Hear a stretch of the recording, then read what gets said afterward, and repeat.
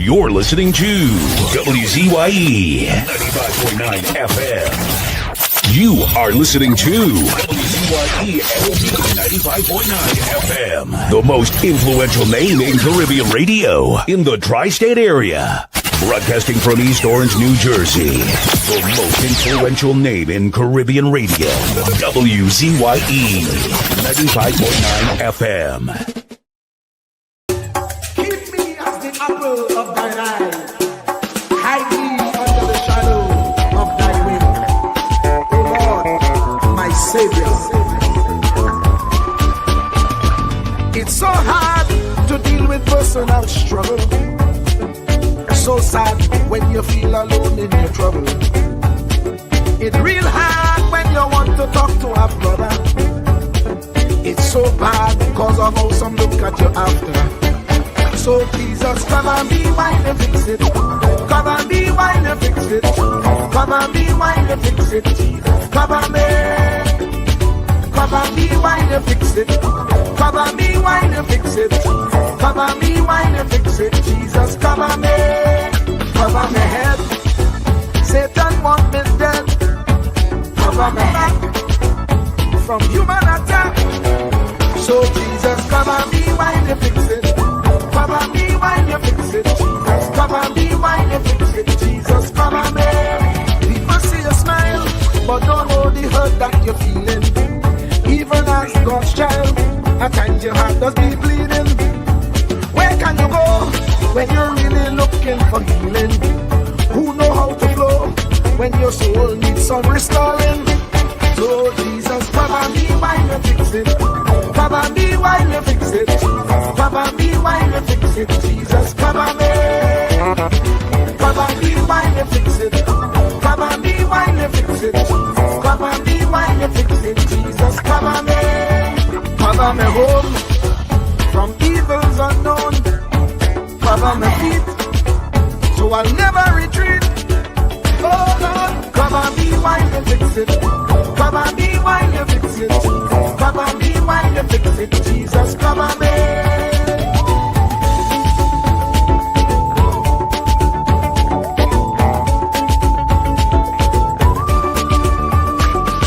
Cover my brother, cover my sister, them who under pressure. Cover the preacher, every church worker, the young believer. Cover the worship leader and intercessor, every gospel minister. Cover. Jesus alone is the one who has the real answer. The one on the throne is the true and loving Father. He will hold your hand and keep you from going under. He will make you stand and let you know he's a fixer. Cover me while you fix it. Cover me while you fix it. Jesus, cover me while you fix it. Jesus, cover me. Cover me while you fix it. Cover me while you fix it.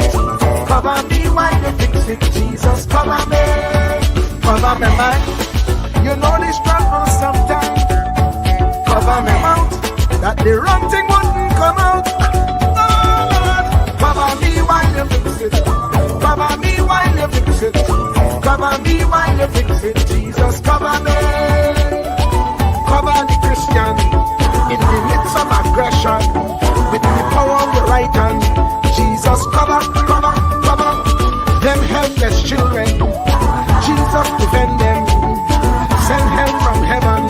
Jesus, cover all them radio stations that blessing the nation, grant divine protection. Jesus, cover me.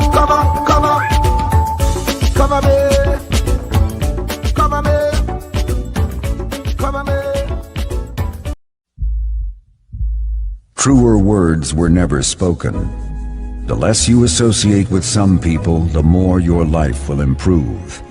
Anytime you tolerate mediocrity in others, it increases your mediocrity. An important attribute in successful people is their impatience with negative thinking and negative acting people. As you grow, your associates will change. Some of your friends will not want you to go on. They will want you to stay where they are.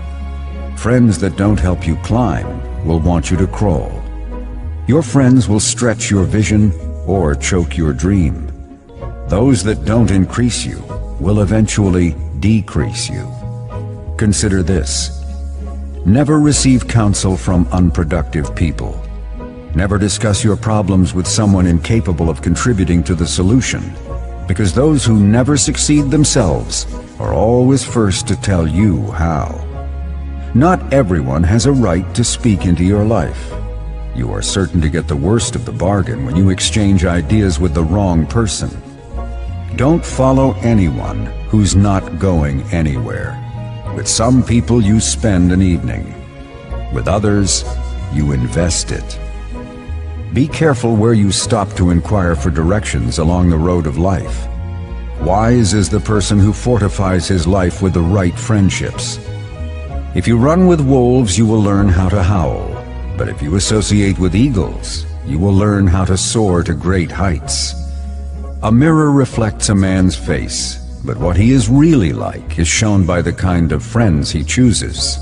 The simple but true fact of life is that you become like those with whom you closely associate, for the good and the bad.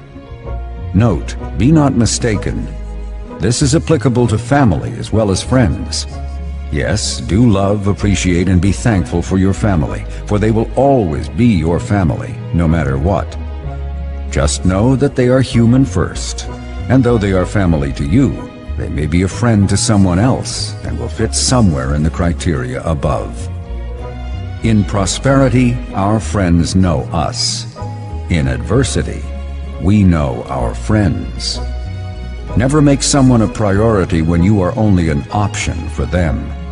If you are going to achieve excellence in big things, you develop the habit in little matters. Excellence is not an exception. It is a prevailing attitude.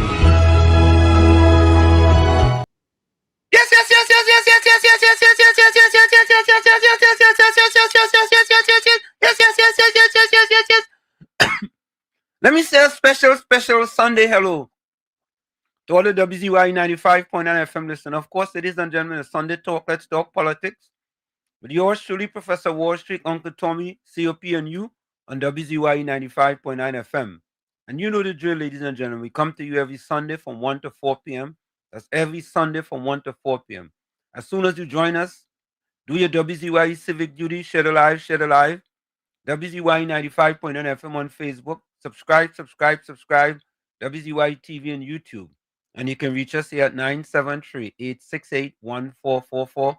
That's 973-868-1444 or 973-609-6509. And this is how we start the thing. Welcome to WZYE TV 95.9 FM. We come to you every Monday, Tuesday, and Thursday from 7 to 10 p.m. and on Sunday from 1 to 4 p.m. on Let's Talk Politics. Like, share and subscribe to keep up to date with reality affecting your life, and as we always say, we bring the truth, the whole truth and nothing but the truth. You're tuned to WZYE, the heartbeat of unfiltered truth. We're more than a station, we're a movement, grounded in facts, driven by integrity, committed to progress. We don't chase headlines, we create them. Decoding politics and current affairs to question power, not cozy up to it. From Laventille to Scarborough, whether you're in your living room or your commute, this is where perspectives collide, divides dissolve, and tomorrow's conversations start today. WZYE, we originate, not imitate. Ansam LeBon and Marshall Nesbitt solemnly swear to conduct this radio program in a true, fair, and balanced manner, ensuring that all perspectives are given equal consideration and that the information presented is objective and unbiased. We pledge to provide a platform where diverse voices can be heard, fostering open and constructive dialogue that serves the best interests of our audience and community. Our commitment is to uphold the principles of journalistic integrity and ethical broadcasting throughout the duration of this program. Thank you.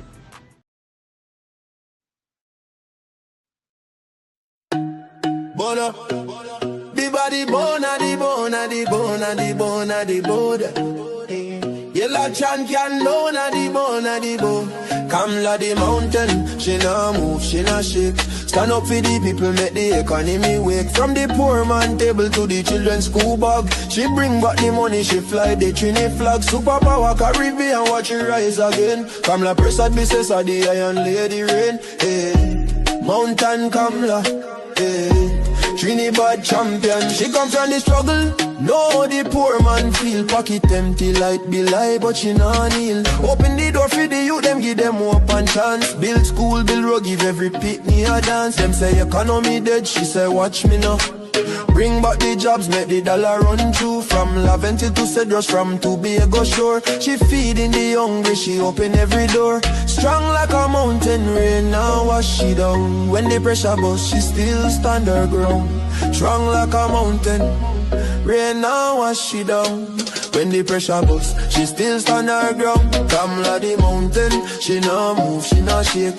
Stand up for the people, make the economy wake. From the poor man table to the children's school bag. She bring back the money, she fly the Trini flag. Superpower Caribbean, watch it rise again. Kamla Prasad business of the Iron Lady rain. Hey, Mountain Kamla, hey. Trinidad champion, champion, champion. Trinidad champion, champion. Trinidad champion, Trinidad. Them try back, she down, try shake, she foundation. But she stand like Everest, pure determination. Caring for the children, no more hungry belly cry. Books in them and future bright like blue sky. She willing fi fight, she willing fi bleed. For every Trini soul, every single need. Oil money flowing, tourism boss again. Trinidad and Tobago with the boss of the chain. No more begging no island, we lead in the back. Kamla the general, we marching right back. She fly straight to USA, link up with Trump. Sit down like boss, no time for no stamp.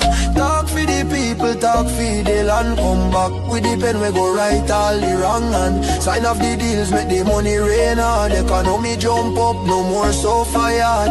Poor man get house, children get light. She rewrite the future, make everything right. That pen in she hand like Excalibur blade. Kamla the queen, know the whole world afraid. She strong, she wise, she love we fi true. From the ghetto to the mansion, she there for me and you. One voice, one nation, one Trinidad queen. 23 seats and beyond, she live in the dream. Kamla the mountain, she nah move, she nah shake. Superpower Caribbean, watch the whole world shake. She get the pen, she right the wrong. Now we on top, eh. Mountain Kamla, Trinidad and Tobago, we back on top again, eh. Trumpin' champion, Kamla, Kamla, Kamla, Kamla, Kamla. Trinidad forever.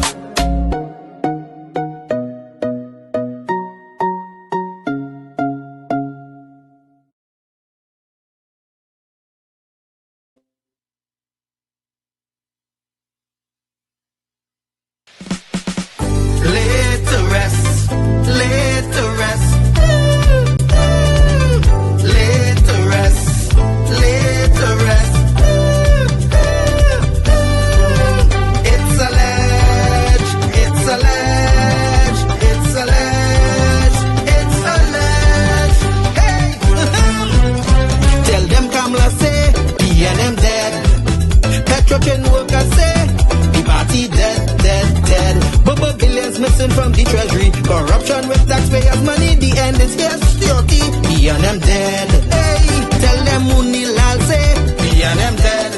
Even the 1% say, the party dead, dead, dead.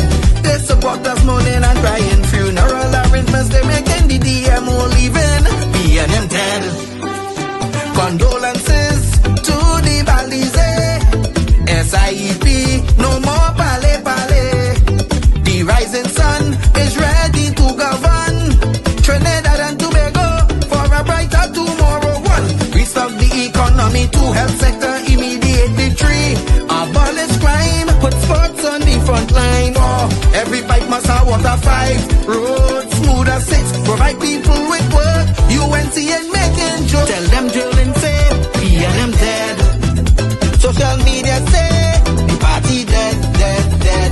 The registered party members in pain. Scarborough to put a spin. Inside sources say, we and them dead. Tell them Arnold say, we and them dead. Police, army and prison say,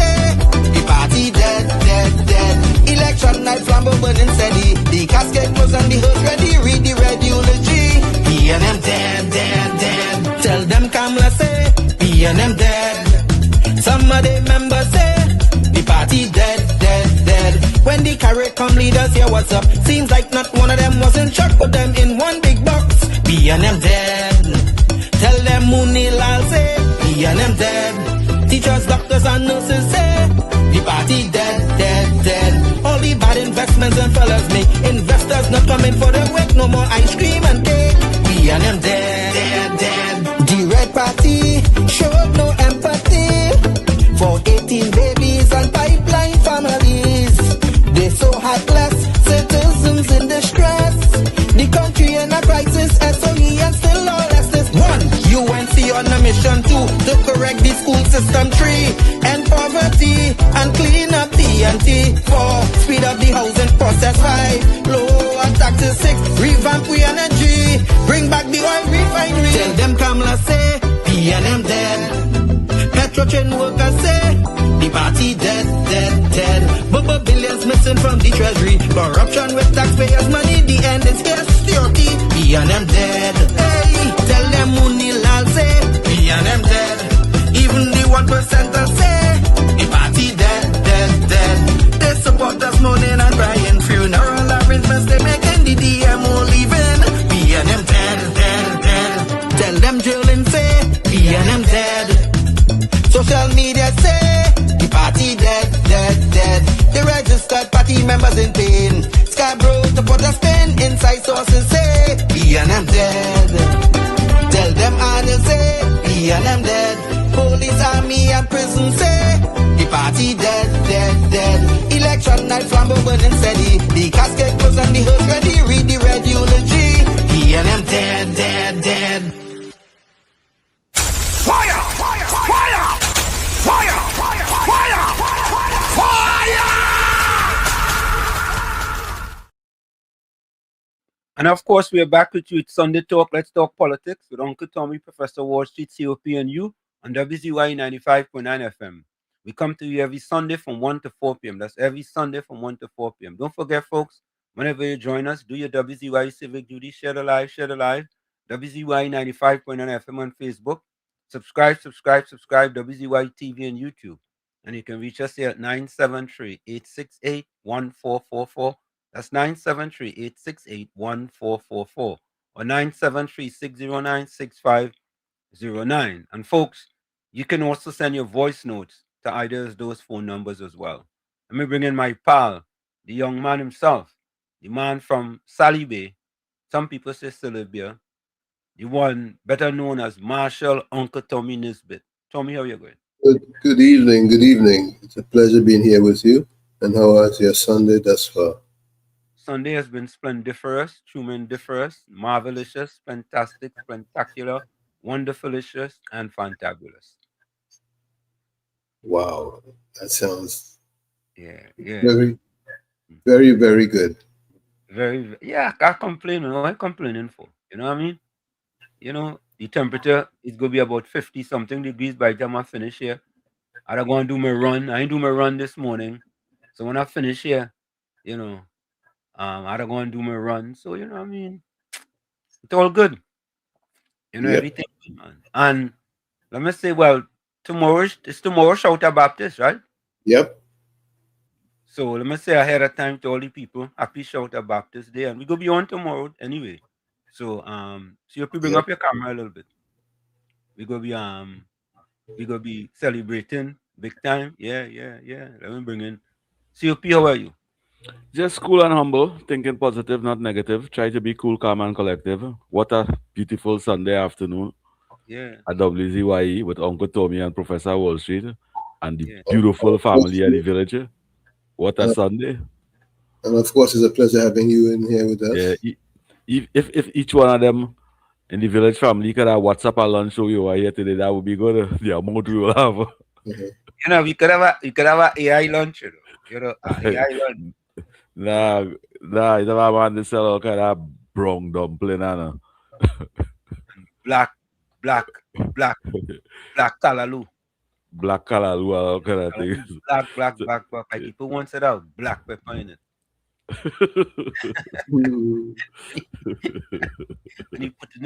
Good afternoon to you, brother. See if you like the white top you have on there. Yeah. If you can send some more for me, it'll be good. Yeah, it looks splendid for us, man. You got to buy rattan? Yeah? You got to buy Bobby? I don't know. I just get home. Oh, okay. I just get home. No, I don't know because some people just go buy Bobbies and send things down to Trinidad. I just get home. I just get a bag and say, this is for you. Babe, this is for you. But Tommy, as we say that, yes. Tommy, I think I want you to talk about it a little bit. Which is? Most of the times, people coming from foreign and coming to Trinidad, what it is always, what is the most time you say from a Trinidadian who living in Trinidad? What's the most thing you say? Hey, Tommy? See you being on over this. Yes, I know. Where you bringing from her? Where you bringing from her? Where you bringing from her? Correct. Where you bringing from her? But that is like, how did that come into being? How did that come into being? That is just Chinny, gimme. And they come from foreign, so they expect something. Yeah, Chinny. Yeah. What is that, Tommy? See, you're calling. I ain't Trinidad. You in foreigner. You in foreigner. They want something foreign. Yeah. I ain't Trinidad. You in foreigner. You're calling me to tell me you're coming Trini. But you're finding problem where I tell you bring something for me? No, I'm finding that problem, but no, generally speaking. If you tell 25 people, you understand? Don't tell nobody you're coming and don't tell nobody where they're going. That 25, go tell you, bring out, hey, when you're going, if you're in Trinidad and you're going away, the way you carry a set of thing for them. Yeah. And when you're coming, the way you bring a set of thing for them. Yeah. Trump Jr., welcome. Hey, good afternoon, gentlemen. How are you doing? Same to you. Yeah, very, very much. Thank you, your brother. I hear them. No audio. It's come from church. Hold on. Just no. Wait. I know what has happened to this audio on us. Go, Trump Jr., go ahead. Try again. Yeah, COP. Yeah, good afternoon, sir. That better? Look like you just come from church. Little better. Nah, he sound like he thief in a caller. Yeah. Trump, you sound like you're in a tunnel, boy. Go ahead. Let me try. Go ahead. All right. No. On my phone. Let me go on my Trump phone and see if it works better. I'll call you back. All right. You see? You're on the B mobile phone. Don't use your B mobile phone. Yes, COP and Tommy. So, and the next thing is this, Tommy and COP. When you're bringing something for somebody, they may want to use thing, True. They want brand new thing. You have to go in the store and buy thing, Yeah. No joke, They may want to, like in this country, we have places with gently used stuff. You could go in there and you could get suit. You could get real good thing. Top of the line. Yeah. Clothes and shoes and all kind of. They may want that, I never forget COP. I never forget this. I send down some thing when they had a flood and thing. And Mr. Napuna say, Wall Street send down old clothes for people. I never forget that. You don't allow me to hear that, lady. Yeah, but that make me very gun shy about selling things to Trinidad. Be very careful. Trinidad, that kind of people like that. And they're taking it still, huh? Yeah. And Mr. Florida just said, let's go online and watch the price. They're taking it still, huh? I'm still complaining to you, What if I send you something, right?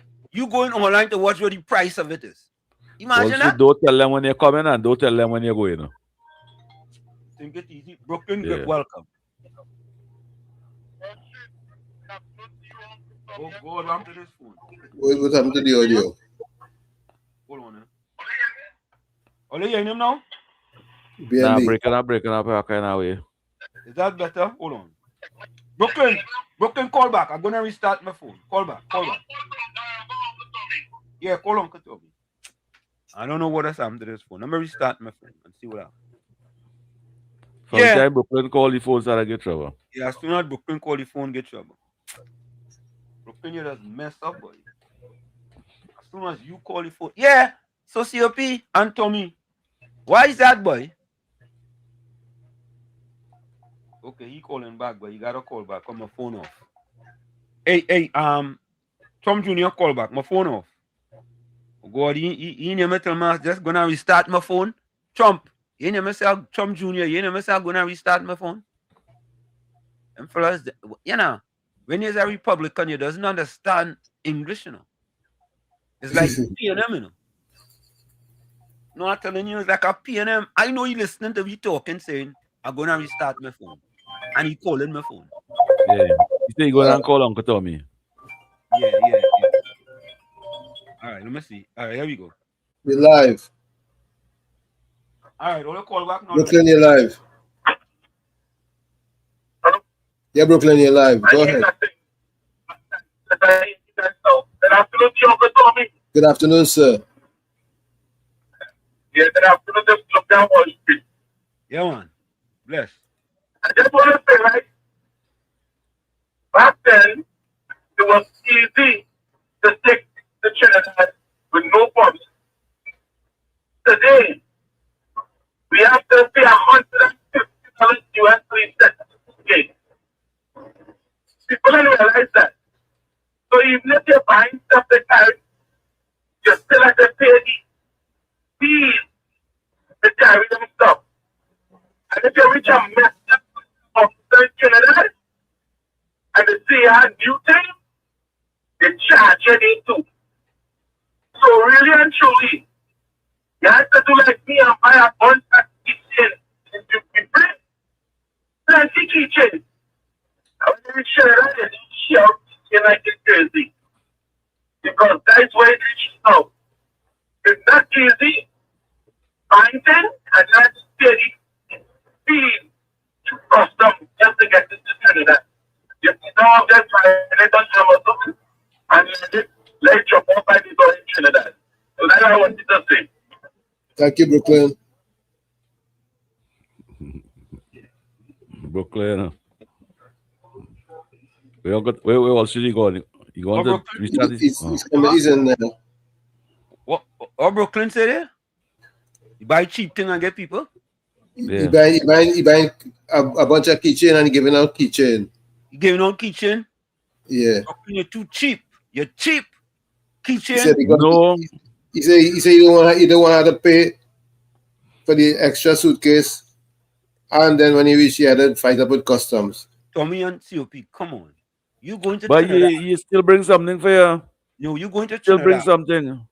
And you going by the 99-cent store and buy a 99-cent keychain to carry for people? Yeah.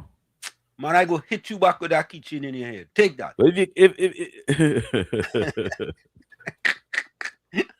If you buying 10, are you buying 100? What difference does it make? You going to buy a keychain to bring for people? Yeah, plenty of people want a keychain. Come on, Brooklyn, man. Come on, Brooklyn. What is the purpose of a keychain? I don't know. What is the purpose of a keychain? Your key, people put a key in the pocket just so. Brooklyn actually call it keychain. Keychains. Brooklyn, you Tommy, let me be honest. Let me see you pure this to know. You go to China carry a keychain for someone. Be honest, Tommy. And somebody I don't consider. we are right to keep me out of this one. Yeah, stay out of this. You coming all the way from America and you talking about going through customs and all kind of thing, and you kind of have a keychain for somebody. Man, if Brooklyn give me a keychain for me, man, I go down in the labas and I pelt it in the labas. Yes. I go down. Yeah. Yeah, a keychain is a waste of time. Yeah, no man, I appreciate the thing that come from overseas. Well, yeah, but a keychain and the snow welcome. And the snow hang up, boy. And the snow haven't they? Alright, I lost on the snow, boy.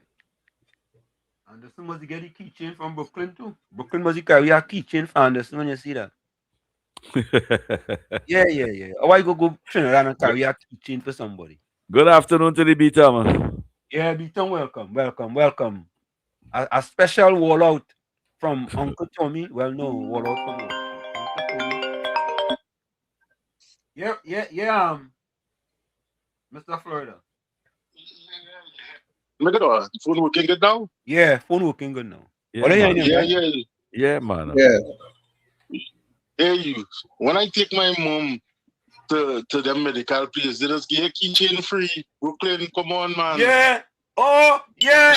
That's true, you know. Mr. Florida, so what Brooklyn doing? He going by them doctor and them, making an appointment to go by the doctor to get free keychain to carry over. Mr. Florida is a confusion, so he think about something. All right, look on man. Oh God, Brooklyn, you're wicked, boy. You're wicked. Yeah. You making special doctor appointment to go. Get keychains. To get a keychain. Get free keychain. Oh, yes. Wait, Brooklyn, boy. That's a new one, you know? Yeah. Bring London as rocket next time, Brooklyn, boy. Yeah. Brooklyn say, hey, I had to go by the doctor. Yeah, bring basketball. Flat net. Yeah. Bring a keychain, boy. But let me go to the chat. First in the chat today was Well. Yeah, the cookie eye fella. Yeah. Yeah. First and second. Yeah. Tommy. Tony, we had a game a round of applause in our mind. You understand? Yeah. Because this the first time in like months he finally make it to the front. Yeah, but we can give him a round of applause for the effort for trying to win. No. We're calling back. It's no consolation. It's no consolation. Applaud. No consolation. Yeah, Brooklyn.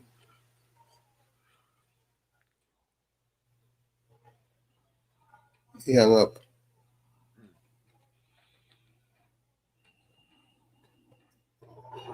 He hung up, fellas. So listen to this, right?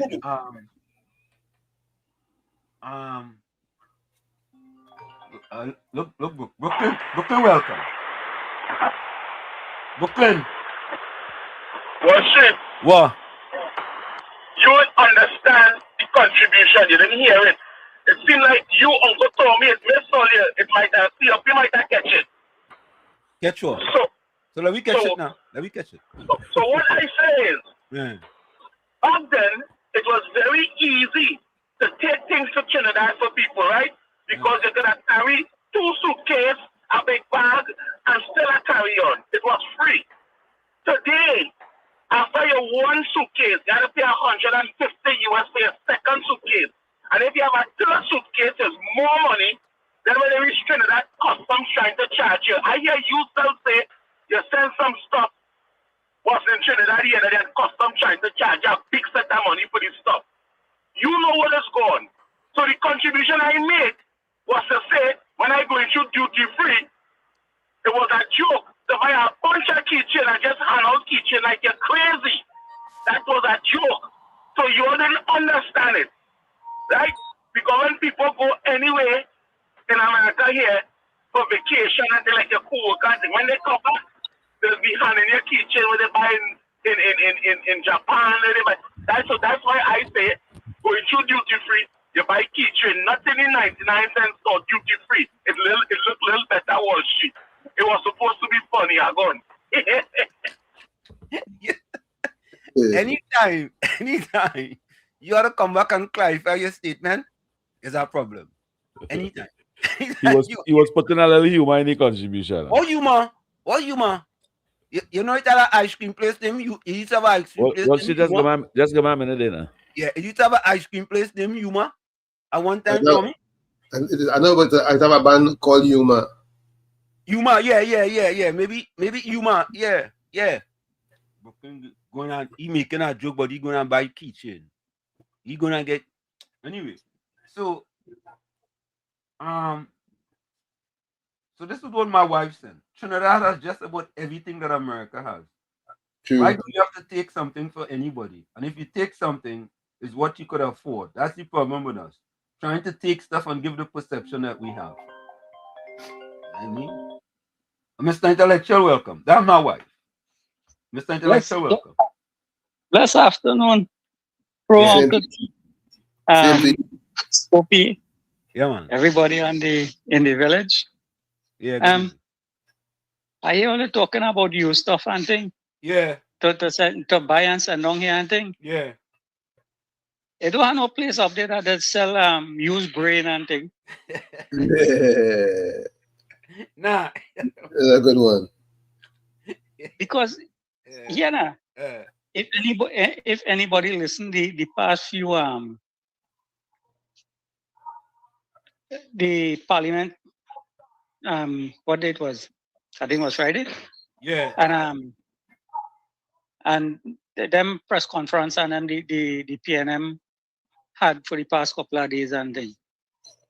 Only thing that them fellas and them need some used brain because the way how they behaving like they have no brain. Yeah. Desperation. So if all you could find a place that will sell used brain, right? Yeah. Maybe all you could buy some and send it down for them fellas then. We go do that. That could just help you a little better than what we're going through right now. Have a blessed afternoon. Yeah, man. Bless. Yeah, big brother. Yeah. Brooklyn. I get Brooklyn a little walk there. Brooklyn. Look in Brooklyn to see. So this is what my wife says Trinidad is just about everything that America has. It's true. Why do you have to take something for anybody? And if you take something, it's what you could afford. That's the problem with us. Trying to take stuff and give the perception that we have. Well, that's true because Brooklyn say you only taking our keychain. So Brooklyn ain't getting you no perception. He ain't get Oh God. But don't leave Brooklyn alone now. But where that come from in truth, boy? Where that come from in is that? But you know, that is from, I guess, the barrel children. Yeah. Right? Where people used to say, you know, they come to America and they send back barrel for the kids. And, you know, because they send food stuff and they send clothing and all kind of thing. And they leave the churn with their grandmother and go on the foreigner and send down barrel food stuff and with the children and let the children grow up on the own. Yeah. Today the prison full of barrel children. Trump Jr. Good afternoon again. Can you hear me better now? Yeah, we hear you better. Yeah, man. Are you be mobile phone? Okay. Are you be mobile phone? No. Digital? I told you it was on my Obama phone. The one that you have that the callers can be heard very clearly. The one you had since 2013. Come now, man. Upgrade now on my Trump phone now. Okay, all right. Good afternoon, everyone. Good afternoon, Dr. Tommy. Mr. COP, good afternoon. I was complimenting you, man. You look as though you just came from church.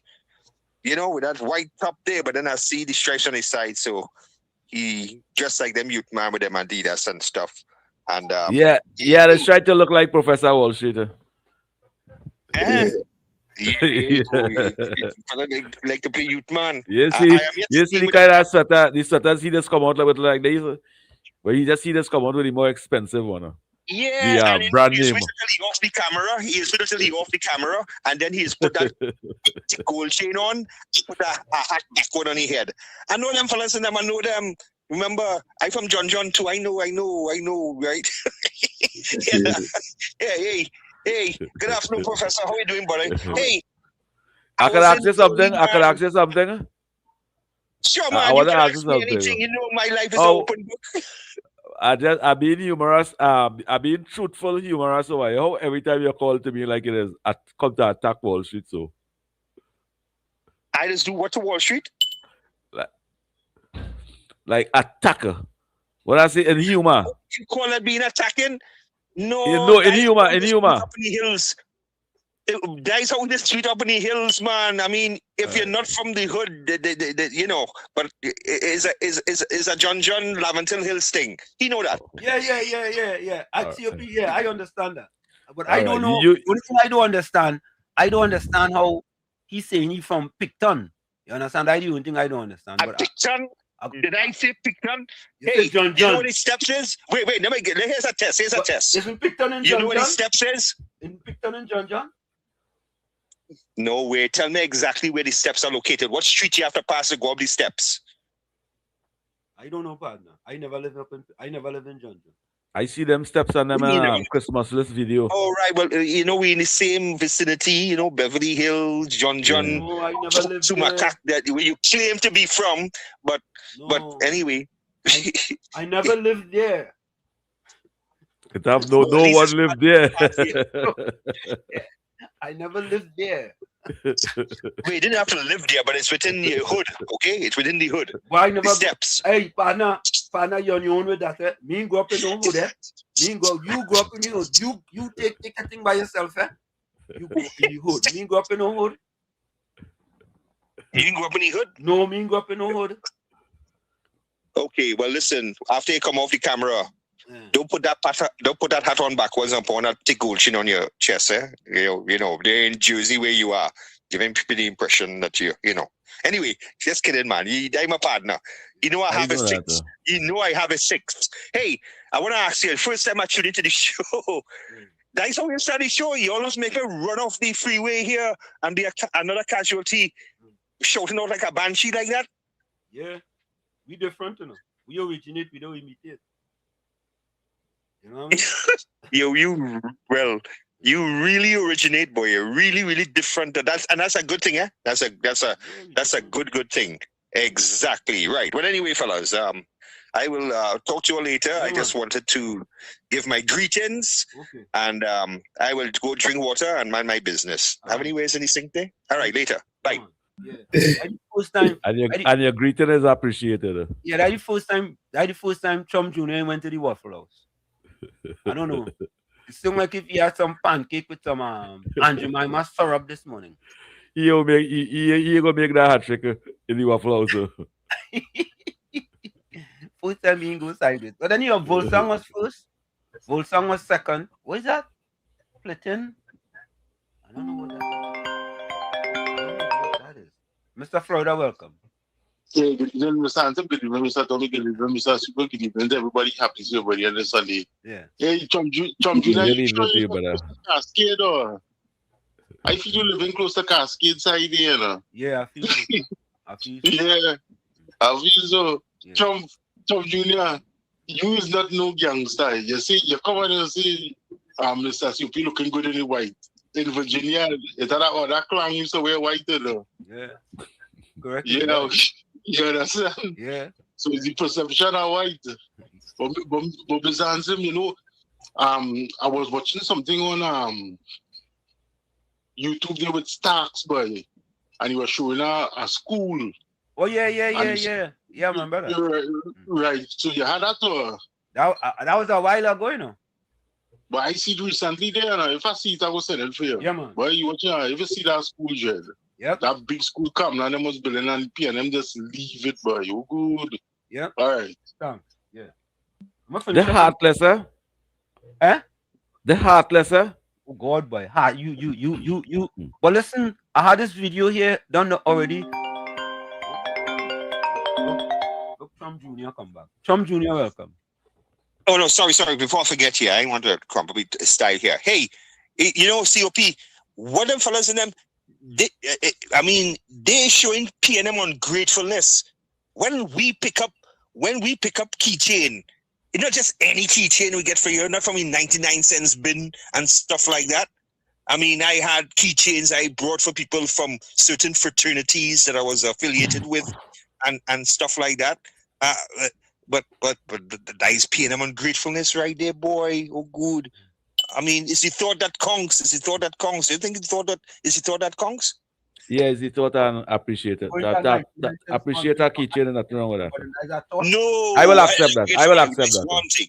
What? I am just like you, Wall Street. I am an originator. Yeah. So you have keychain and then you have keychain. Correct. And you know that they have some keychain that, hey man, it's like your partner with the comedy show when he went to buy the plate and he asked him if there's saucer. Right? Correct. So you have keychain and then you have keychain, you know? So that is what it is. So I save it for myself there. All so right. don't think I have your 6. Hey, right? Chum It's the Junior. thought that counts. Chum Junior. Yes. What fraternity you Yes. pledge? Which fraternity you pledge? Oh God, man. Okay. Which fraternity? I'm in several fraternities. Oh God, but there's Chum one... Junior. Which fraternity you pledge? I have pledged to the fraternity of the true TNTs out here on the beltways. Right?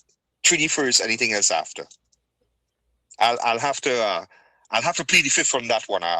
You asked me to give information on that, man. Later. Right. Yeah, big brother. You know, I was just saying he didn't go to the Waffle House. And as I mentioned it, he called back and went to the Waffle House. You remember you want to be in the Waffle House? Yeah. Trump Jr., sorry, man. Sorry. Oh, you see, when I said that fella that be in the Waffle House, the fella make a contribution. I congratulated him. I complimented him. You didn't go in the Waffle House. 1 second later, he called back and he gone in the Waffle House. Talk too fast. Yeah, I talk too fast, Tommy. I talk too fast. I had to stop talking so fast. Chum Junior, anyway, Chum Junior. We Papa. We Papa, yeah. By the way, folks, just so you all know, I pledge Alpha Phi Alpha fraternity. It is the first black fraternity in the world. First black fraternity. I pledge that fraternity. I wanted to ask Chum Junior, since he said fraternity, if we ever pledge a fraternity, because it's as some of them fraternity does be they're a little different now. There's you know what I mean? A little different. COP and Tommy, a little different. They're different. So I wanted to see if Trump Jr. pledged that. COP is not issue. I ain't gonna say no more. I'm gonna leave it right there. Mr. Florida, you should know something about fraternity. Like, we have fraternity and sororities in this country, right? And when you go to college, you know, in order to socialize yourself in the college, and then you just pledge a fraternity, because, you know, a lot of good things could happen when you pledge a fraternity. Networking. Networking. Yeah. A lot of very good things could happen. So, you know, I'll give you that story one day. Anyway, next was Bennett Thomas. Bennett, good afternoon, Professor Wall Street. Tommy COP. Then Bennett was next again. Then Volsang. Volsang come back. Ramdio Baiju, boy, welcome. Good afternoon, Professor Wall Street, Tommy COP and the village. And Clinton Williams. Good morning, Professor Wall Street, Uncle Tommy and the village, including COP. Blessings to all. Witch doctor, boy. Oh, you go get yourself a name as witch doctor, boy? How you do that? I just ask myself, why did you just use the name that the parents give them? Yeah, I went to school with a fella called witch doctor. But then they will tell me why I go with COP. yeah, you from Dominican Republic. Yeah, COP, your pseudo name, it ain't making sense these days, though. Eh? Somehow. COP. Anyway, I go. Nah, that's original. That headline created, you know. Yeah, all right. Which doctor says to profess Uncle T in the gardens. COP here on the Hummingbird, on the Humming Island. The man with the bone in his nose and teeth like crocodile just got down. Click, click. All right, whatever that means. Mr. Intellectual, blessed afternoon, pro Uncle T and all the villagers. Hope you all are having a super, super special Sunday. Same to you. You know what? We go take a quick break and then we come back to do this thing in the chat here. Stick and stay, folks. We'll be right back. Don't go nowhere. You're listening to WZYE 95.9 FM.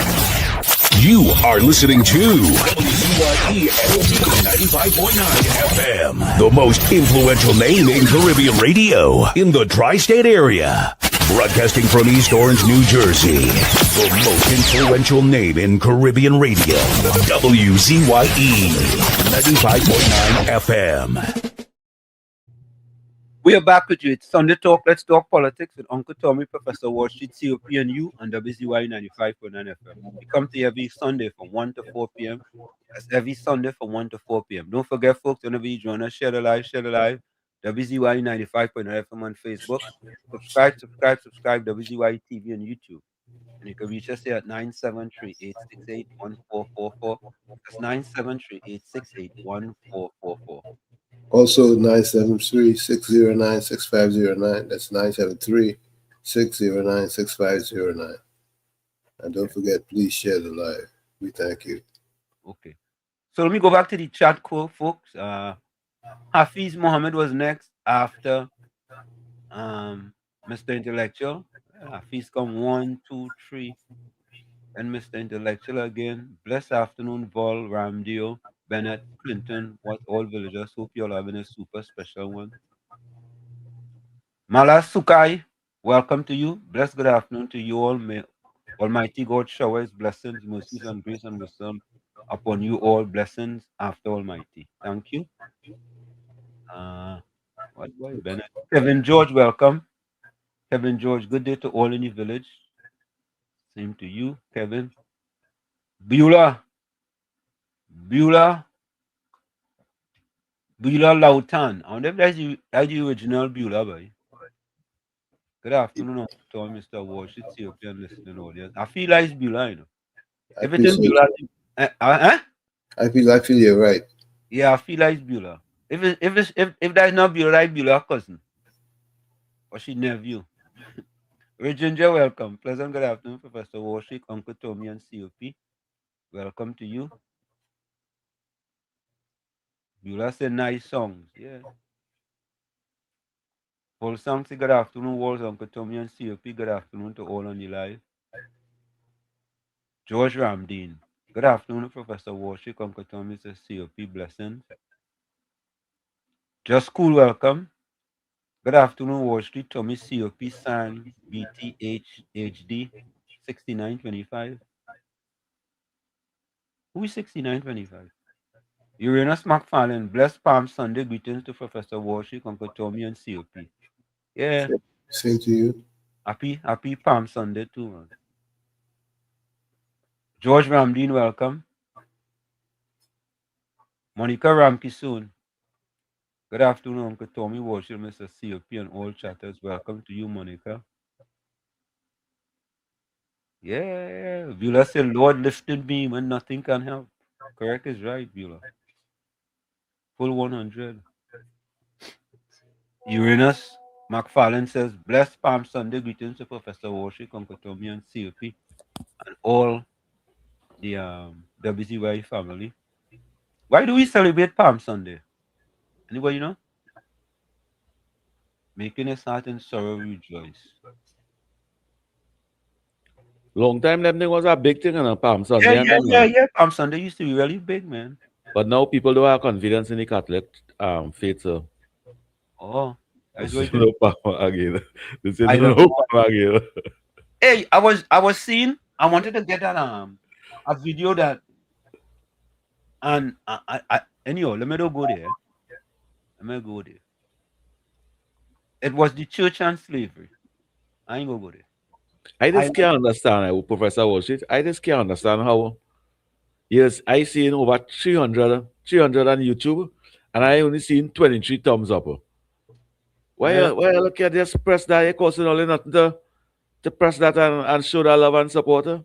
Yeah, maybe we had to make the thumbs up bigger. Forever. Yeah. But I the phone have it. I WhatsApp have it. All you have to just press it up and show that support.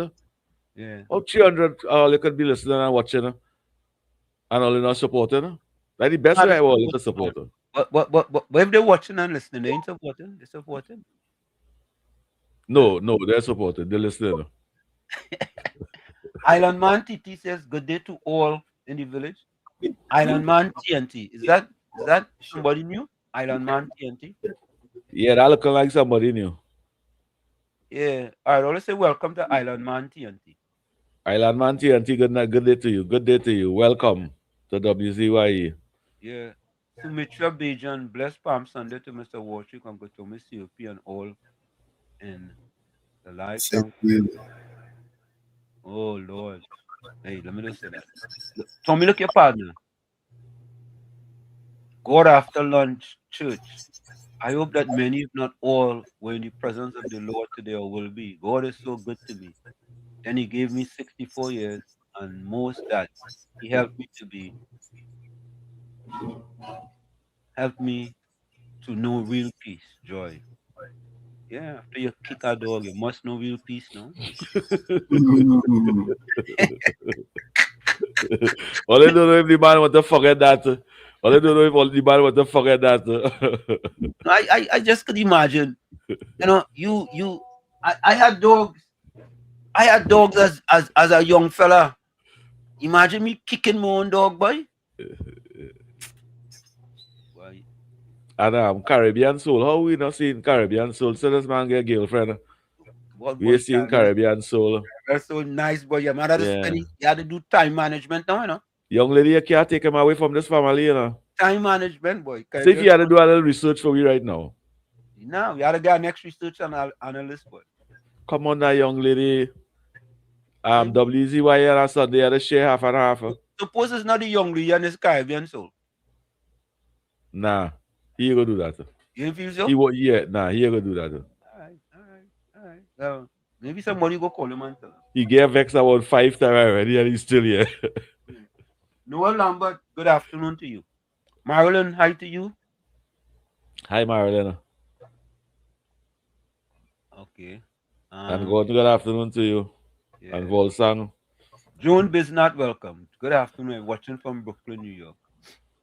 Joan Bisnat, good afternoon to you. A blessed Palm Sunday to the village team and the respectful folks on the chat. I listening to a 3-year-old clip at WZYE and Nadia over there, enjoy there. I say, wow, they over here long. Yeah. Yep. Pro, if the honorable is viewing, I'm sure you will put a big smile on her face if you play in our work and in our play. If we read him back in the 60s. Back in the 60s. Yeah. Tom Jr., welcome. Hey, yeah. Hey, Palm Sunday was when Jesus rode into town on the donkey and they greeted him with palms. And thus we have Palm Sunday. All right, good. Thank you. Yeah, hey, and that fraternity you're speaking about, how old is that oldest black fraternity that you speak of? You don't have to identify the fraternity, but tell me how old it is. But I didn't identify it. I said what it was, right?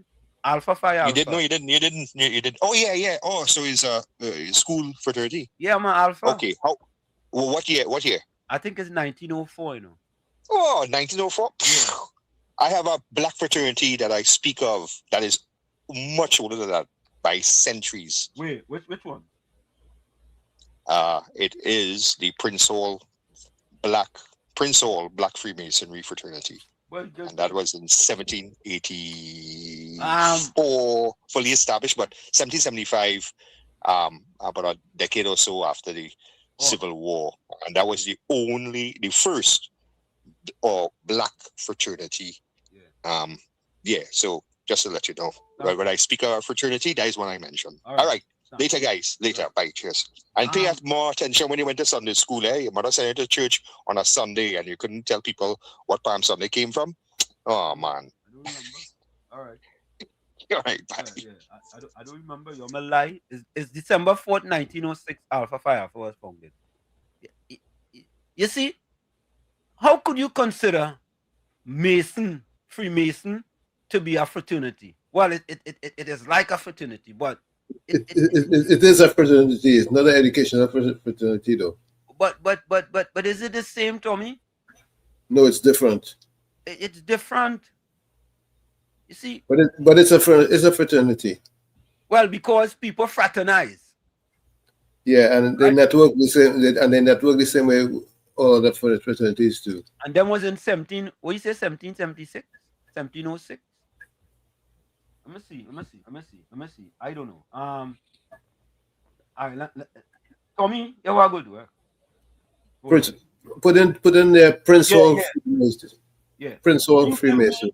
Can you give me the first black fraternity that was formed? The first black fraternity that was formed. The first Black fraternity formed in the United States was Alpha Phi Alpha Fraternity, Incorporated. It was founded on December 4th, 1906, at Cornell University in Ithaca, New York.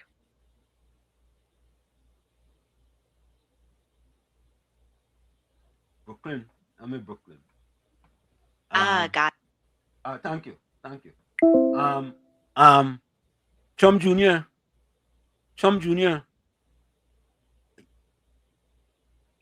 Yeah, he was referring to the Freemasons. But Tommy, this is history here. First black. Yep. You know what is be sad, boy? When you give a person a name and they live up to the expectation. You know, sometimes you say people could live down to your name, right? See, he got in the Waffle House second time. Gone in the Waffle House again. The second time. Second time. I will try to do whatever I can do to block you from getting that. Yeah. You going for a triple now, eh? You're not triple. Mr. Florida, welcome. With this Trump Judas, we talking about sometime where you talking about the Freemason. Yeah, I feel that fella, the PNM miseducation have something to do with him. Someone. But Trump Jr., I believe you was in the facility of St. Anthony. So I feel you just make me say, well, Mr. Ansem, I wasn't in none because when I came up here, I was already like 21, 22. But they was accepting my certificate from Trinidad. Right. But then I went to Broward Technical College and I studied there, but it was only for like part of the time because I was working. So I wasn't really in any, you know. So I wasn't blessed to go to any, you know. Yeah. But Trump Jr., come on, man. Yeah. Than that, man. That Balize juice already drinking. All right. Yeah. Trump Jr., put on that thing, please. Yeah. Means that the man drinking. I just put the thing up on the screen. I just tell him put on the thing. Yeah, understand? Put it down. Right? So, folks, you know, it's interesting, eh? Did I play this last time?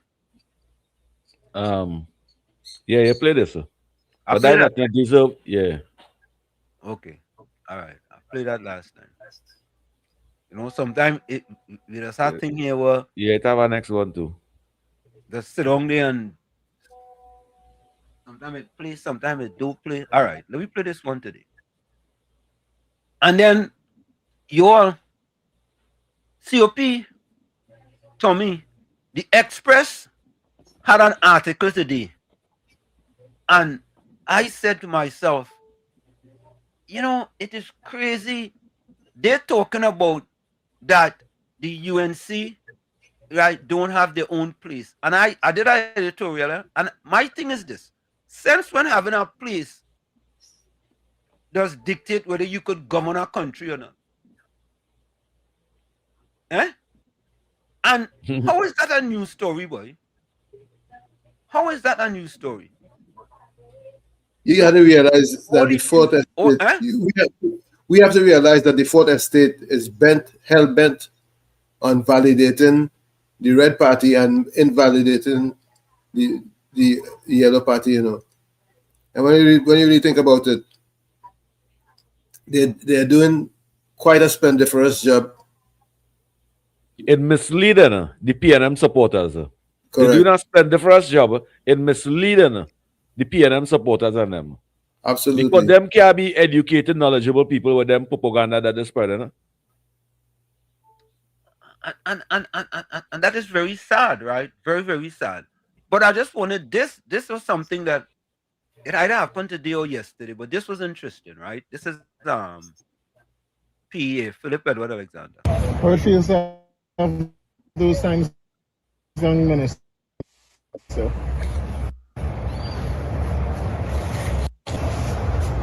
I can't lie, it feels like we liberated something here today.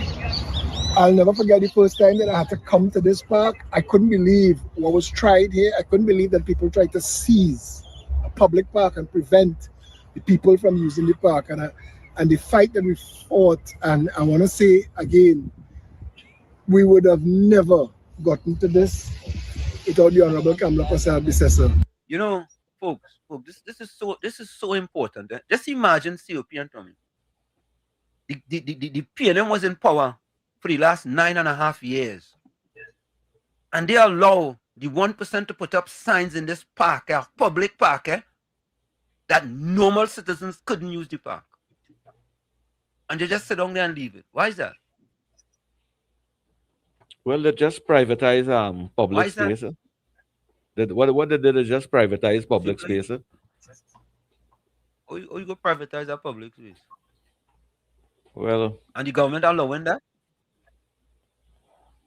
They sit down there and just allow that to happen? Yeah. Okay. Look, they're going to change it now.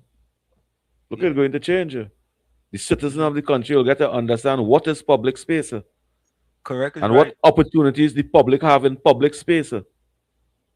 And what you could do in public space and what you cannot do in public space. And once you're in public space, it should have no abuse. Because it is public. Public is not government. Public is public. Me and you. With children, with grandchildren. All right, let's finish this. So the Honorable Ravi Ratira, Minister of Agriculture, I want to thank them both. I want to thank every single citizen of this country who voted for the United National Congress Coalition of Interest on April 28, 2025, because this park is now the People's Park, and that is what everybody winning means. Yeah. All I think the PNM did grave injustice to people in Trinidad and Tobago. Yeah, let me give him a round of applause. Correct is right, COP. A round of applause for that. Yeah? Government at work.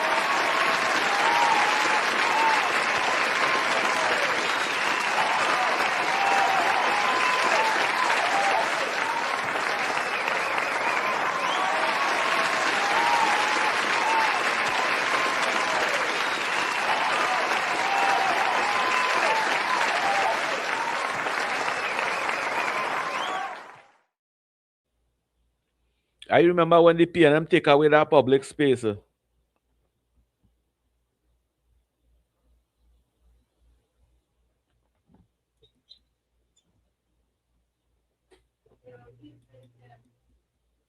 What's it? No audio. Go ahead. Where's COP? Yeah. I remember when the PNM take away that public space from the people and them take away that for the friends and family and the wife and children and pet dog and pet cat and thing to lime over there and play there like over there was a little Bollywood for the PNM friends and family and them. And stop up in the right way. Stop the black PNM supporters from going over there to carry the wife and family and them to have Bollywood gatherings and thing over there. I highlighted it from the start. Yeah. And black people there. Yeah, and listen to this now. Here comes Patricia Reid. Great is the PNM. Great is the PNM. Yeah. She could not go there. Yeah. Patricia Reid, great is the PNM to keep poor people poor. That's how great the PNM is. Them same poor black disadvantaged people who voting for them, Patricia Reid, the PNM want to keep them poor. Not just POOR, but PO. That is a worse version than poor. That is exactly what. And you know what? Worse than that, the same PNM want to remove police protection from schools. Imagine that. Sad. And who it is that's be causing most of the problems in them school? Who? PNM children. PNM children. 2024, 2023 to 2024. You know how much school violent crime it had in school fights and all those things? You know what you figure out how much It had under the PNM from 2023 to 2024. The numbers are on Professor Wall Street. Tell me. And listeners of WZYE is over 50,000 school fights and violence. Over 50,000. Yeah. And we keep a blind eye towards that. Everybody blood net skin. Which country in the world will allow the education facilities to have over 50,000 fights in a school, in schools throughout the country, not in the Caribbean, the Republic of Trinidad and Tobago, in 1 year time? And administration authorities and leaders will watch that and keep a blind eye towards that and say, don't put police in schools. Only the PNM will do that. Only the PNM will think like that. You know what is 50,000 fights in a school? It's ridiculous. You think they're using too much scorpion pepper? No. You get that when you have poor facilities in your community, lack of opportunities for mothers and fathers, dilapidated schools, toilets not working the right way. You're going in a classroom with dirty and nasty and stink, garbage bin full up. The environment, how the environment is how the minds will be. When Gaspy Dolly and the PNM had a responsibility to clean the environment and create a facilities, education, learning facilities for the future of the country. They didn't do that. They leave it like a lawless dump, and they get a reflection at the classrooms, and then today that's why you had so much of fights. And the PNM create that and allow that and keep a blind eye towards that. This administration trying to fix that. Correct. And here, PNM party. Children don't vote Wall Street. Well, she never went college and then she reached standard 7. No? Children don't vote. You know when you feel your common entrance at 6 and then 7? Where's that? She said Wall Street, you lie. I said that at the start of the show. What did he say? What did she say? Why lie about it? You hit Chidi. Yeah. You offend Chidi. Yeah. Something you offend she with. Wait this. Yeah, Patty.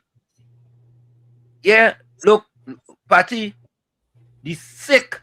This is the Prime Minister, the sick PNM party wants to remove police protection from our children's school when it's working.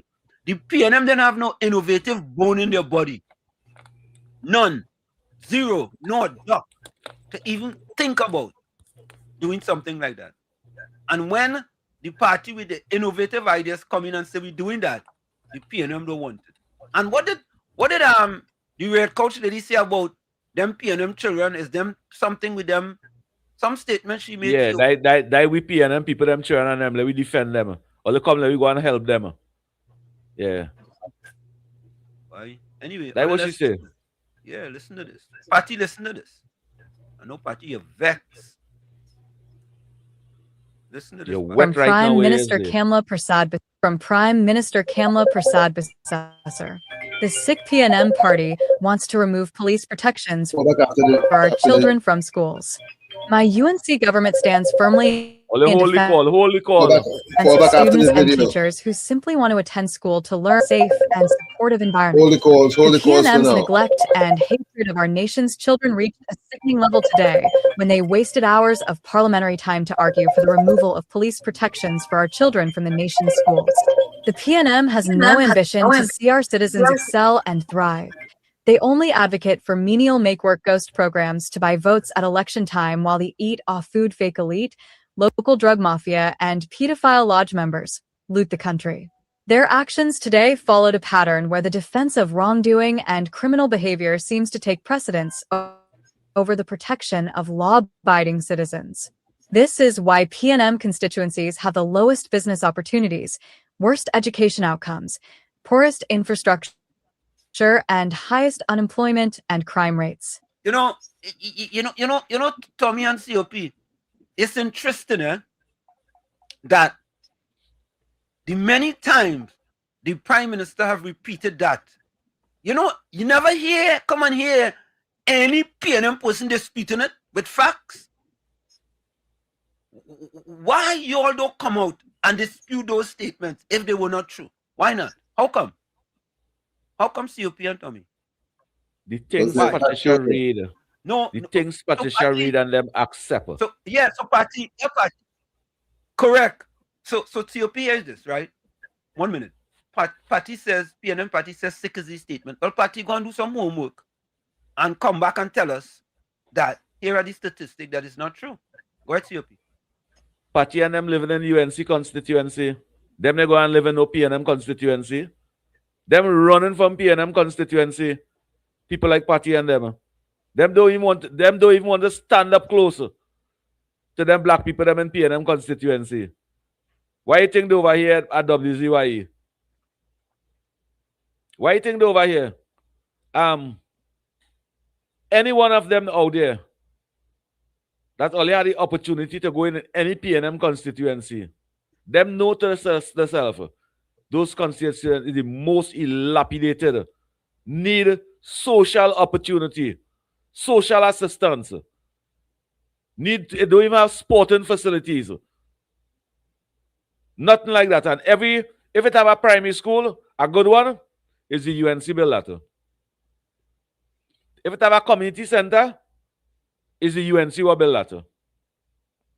If it have a health center, is the UNC will build that. And many of them constituency, when the UNC want to build schools, they get fight from the PNM. The PNM don't want black community to get opportunity. Anytime the black community get opportunity in the PNM constituency, the jail will have no set of people in it.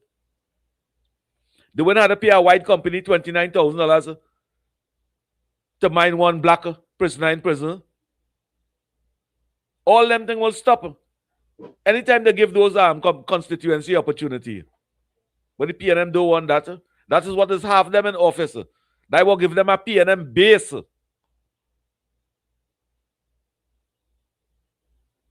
Patty and them contented with that. Yeah.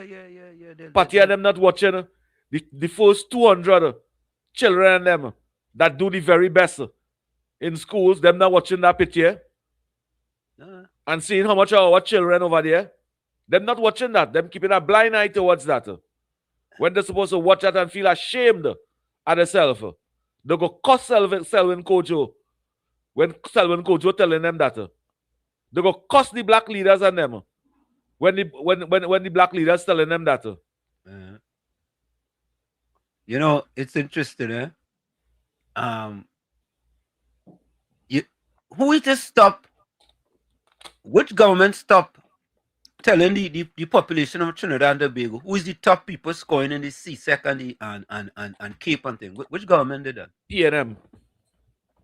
Gaspy Dolly. Why did that? So that children wouldn't feel bad. The PNM children then wouldn't feel bad. They wouldn't feel shame to know that they only failing. The parents wouldn't feel bad and shame to know that the children only failing. Yeah. That is why. See, other children and parents mustn't feel proud that the children them succeeding. The children them mustn't feel proud that they're doing good in school and they're elevating. Yeah, they stop that. They don't want the population to know how they are failing the people in education. They're not interested in that. So you know what? Let me try to stop it. And they try to make a big deal. One thing happened with someone out of Tobago, and they tried to make a big issue out of it. Right? One issue happened. That's like an outlier. You know, like the 9 times 10 is 91. And they're trying to make a big issue out of that. When under their watch, most of the kids scoring under 30% in the essay was who? Which kids? Under the PNM. Which kids? Their kids. And in every one of the PNM electoral district. Every one of the PNM electoral district. Yeah. But are you finished listening to this, folks? Recall that they previously defended violent drug traffickers, attempted to get murderous gangsters released from detention, turned a blind eye to pedophilia within their party, and fought against the American military presence to combat cartels. They clearly are more comfortable with drug pushers and gangs, along with some violent parents and students terrorizing our children and our teachers on a daily basis. The PNM remains silent when innocent students are bullied, beaten, emotionally traumatized, and sexually assaulted in our schools, yet defend violent students from being expelled, objected to laptops and free textbooks, and did nothing over the last 10 years to protect our schools from criminals. It is deeply concerning that they appear willing to compromise the safety and well-being of our children for no rational reason. Your UNC government loves your children. We will do everything possible for them to thrive and be happy. Hear that? Hear that? Yeah. The PNM don't want that. Them don't want that. Them don't want to have them children going to school and coming to school and in a peaceful environment. They don't want that. Right? They want to continue with the same thing and expect to get different results. But no. Them days gone. Them days gone. Why would we not want a leader of the country to say, I love your children? Why should that offend PNM people? And them accept them PNM leader, that nasty Rowley, saying our children is like hyena in African jungle, and them accept that. And our prime minister now is telling us that we love your children. We're going to take care of them. We're going to represent them, and we're going to give them all the utilities that they need to excel in school. And them against that. What manner of people just think like that, Professor Wall Street and Uncle Tommy, listeners of WZYE? What manner of people just do that? Self-haters. Only a PNM thinker, only a PNM supporter.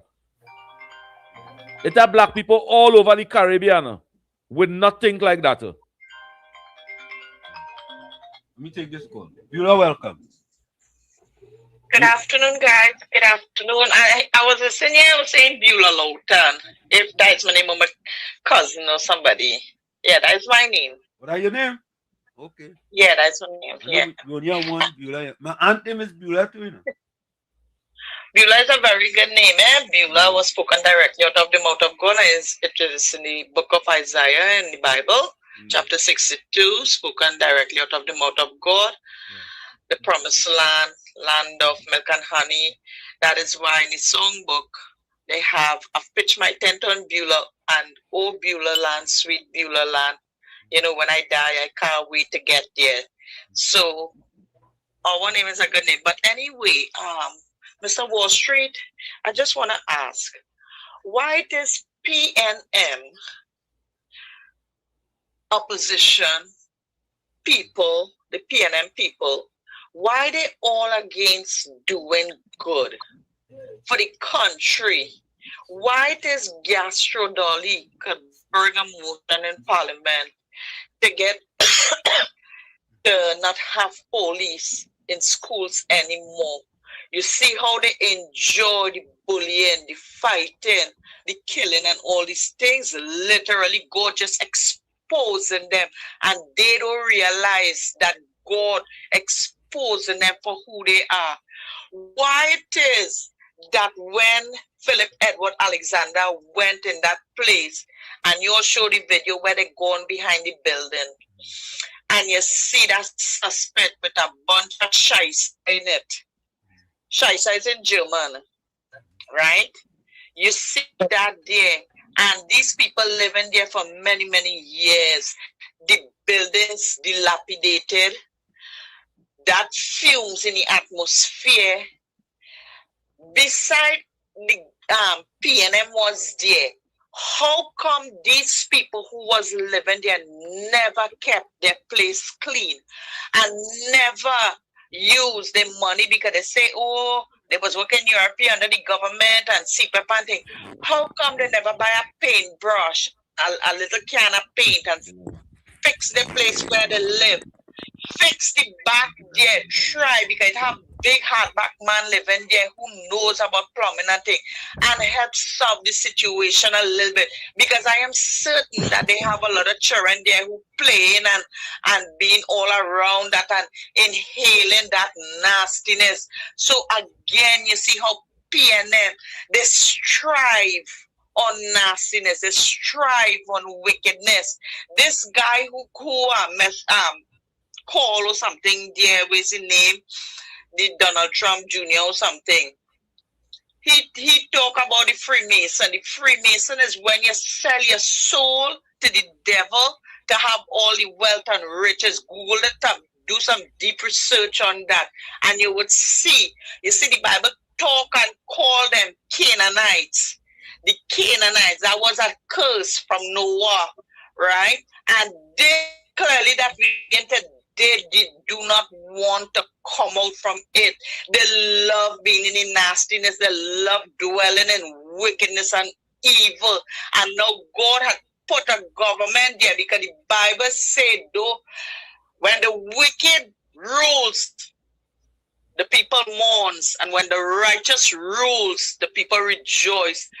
This is why they have a problem with this UNC government, want to build back Trinidad and Tobago and make it a little Dubai. And everything that they do, they're finding a fault with, and they all stick in the nastiness and dirtiness. And the Bible says, a man speaketh, so is he. So when they're speaking in Parliament there, and all them senators and things who disagreeing with the government in plans, in changes for Trinidad and Tobago, this is who they are. And last week before I go, you know, I am amazed at calling him Bird. You know, when they bring in the little greetings now for Baptist Day and Easter Day, Colin Bird gave a good speech there, I must say. But at the same time, too, when I listen him, why he, just as he read out that and know about that, why he didn't take all that he know and move mountains in Trinidad and Tobago for the 9.5 years and more years he was with the PNM. Why he didn't use that and make Trinidad a beautiful place? You see, they could only come in Parliament and say that and say this and say that, right? They just use their mouth for wickedness when they're in Parliament. But don't feel they know the Bible. They know the Bible, but they're going against the Bible, because it makes me wonder, is which God is serving. Is it the God of the Bible, of the God of Abraham, Isaac, and Jacob, or the God of this world, that when you sell your soul, he give you everything, and then your life have become a sand glass, and after the last drop of sand fall, that is where the devil come back for his, what is his. Okay, I'm listening now. Thank you. Hey, so I haven't two minds. What I should play this video or what I should play another video, right? I laugh at them. Let me tell Beulah, I've been listening to Beulah a little while now with the Bible and the Bible and Bible. I admire your Bible lessons and your knowledge about the Bible, Beulah. Take 10 out of 10 for your knowledge. All right. So let me listen to the Prime Minister's shout about this message. And let me say this, How COP Tommy and listeners and people in the chat and all of you fan, how could the PNM like black people when it was Basdeo Pandey, right? To give the shout about this, whether it was a land, a church, a school, first person to give that. Look how long the PNM was in power, and it take Basdeo Pandey under the UNC to do that for the shout about this. How could the PNM ever say they like black people? How? You going real far back. When Baptist people rights was violated for gathering and assembling and was being locked up and put in jail for assembling and practicing the way of life. It's under which administration it was illegal and they call it Obia? They was calling the Baptist faith and thing Obia. Under which administration, Uncle Tommy? UNC. UNC was in office? No. Under which administration the Baptist faith rights was violated? They could not gather together and practice the way of life. It started with the colonials. Right? Right? And continue. Because in 1960, the Baptists and them could not stand up under the street light with the calabash and the candle and pray. PNM was in power. That was called it Obia. They could not go under the street light because they didn't have lights home and teach the children. They could not do that because black people used to use the opportunity and the lights. In them days, PNM was in power. They could not gather. They continued with the colonials' policies. Yes. And tell them it's Obia they was practicing. And it's to lock them up, beat them up. And everything that they have today, give me one. If any African leaders outside there could give us one development that the PNM give the Baptist community in this country, I go say yes. But my knowledge is that the PNM, the only way of life people that the PNM deny was the Baptist faith. Nothing for them, only promise. PNM never materialized. Nothing. Up to the cathedral that Keith Rowley promised them in 2014 when I go in office, I go give you.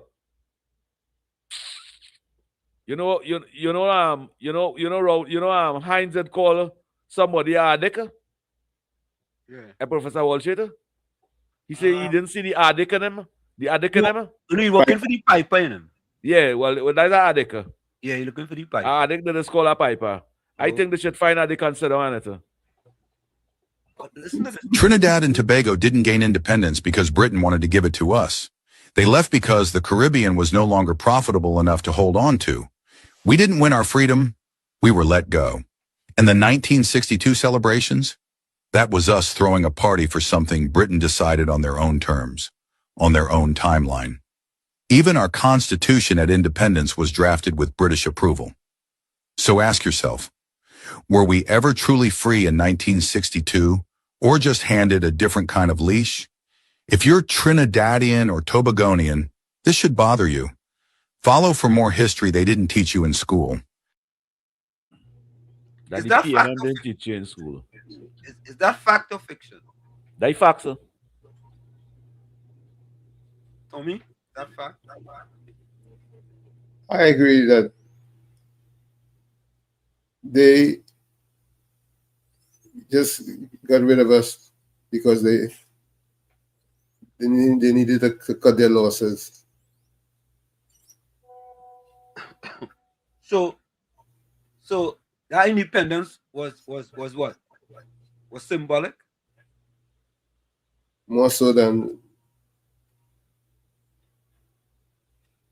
I saw this and I was like, is that fact or is that fiction, boy? Well, shit, if this country was under colonialism still, the French and them they still control here, we wouldn't have been in this condition today, no?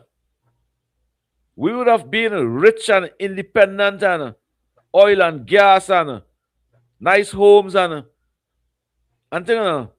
Put this country in PNM hand was a great disaster and an insult to the citizens. We have to realize that when they gave us quote unquote independence, they held on to the cash cow, which was the oil fields, the oil. Them build most of the oil fields and them build most of the health centers and most of the health facilities and things in this country. They held on all we highways and things, them what do that. PNM never do that. PNM never even build a sporting facility in this country. Who built the Uriah Butler Highway? Oh, well, who renovated it? If you say they renovated it and repair it, but it started under the colonialism. I remember I remember when I was a youth.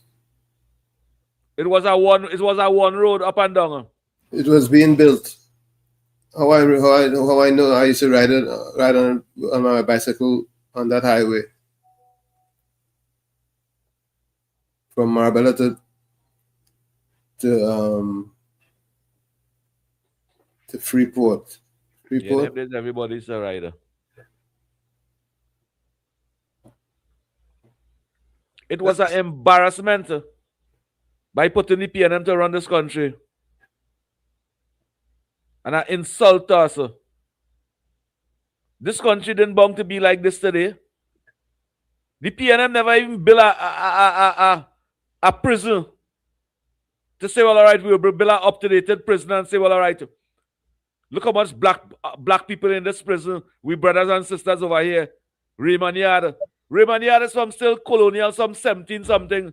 The 17th century we had that. And all them prisons and them.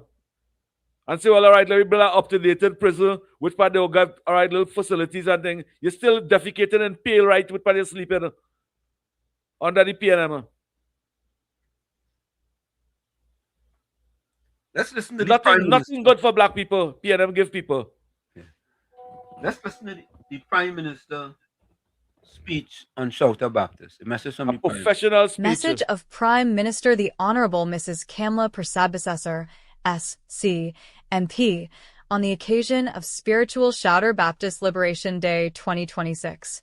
On this Spiritual Shouter Baptist Liberation Day, I extend sincere greetings to the spiritual Baptist community across Trinidad and Tobago as they commemorate two defining milestones: the 75th anniversary of the restoration of your freedom to worship and the 30th anniversary of this day's designation as a national holiday.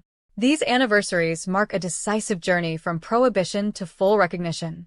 The repeal of the Shouter Prohibition Ordinance in 1951 ended a grave injustice. Full recognition, however, required national action, achieved in 1996 under a UNC government led by the late Bastio Pandey during my tenure as Attorney General. One of the first acts of that government was to establish this national holiday, placing the spiritual Baptist faith in its rightful position of honor. In doing so, Trinidad and Tobago set a global precedent and remains the only country to have accorded this level of national recognition.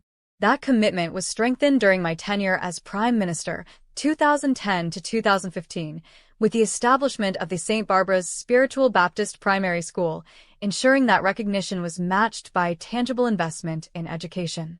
Today, the spiritual Baptist community continues to make a substantial contribution to national life, strengthening communities and shaping our moral foundation through faith, service, and cultural expression, with its impact seen across education, public service, culture, healthcare, and community life. At a time of serious national challenges, that example carries particular weight. I encourage the community to continue to uphold its traditions of faith, discipline, and service, and to lift our nation in prayer for peace, healing, and unity. On behalf of the government and people of Trinidad and Tobago, I acknowledge with deep respect the enduring contribution of the spiritual Baptist community to our country's development. Your journey stands as a testament to the sustaining power of faith. As the Holy Bible affirms, God is our refuge and strength, a very present help in trouble. Psalm 46, verse 1. That truth has sustained your community and continues to uplift our country. May God continue to bless you, your families, and your community, and may His hand always guide, protect, and strengthen our beloved nation. You know what's interesting, though?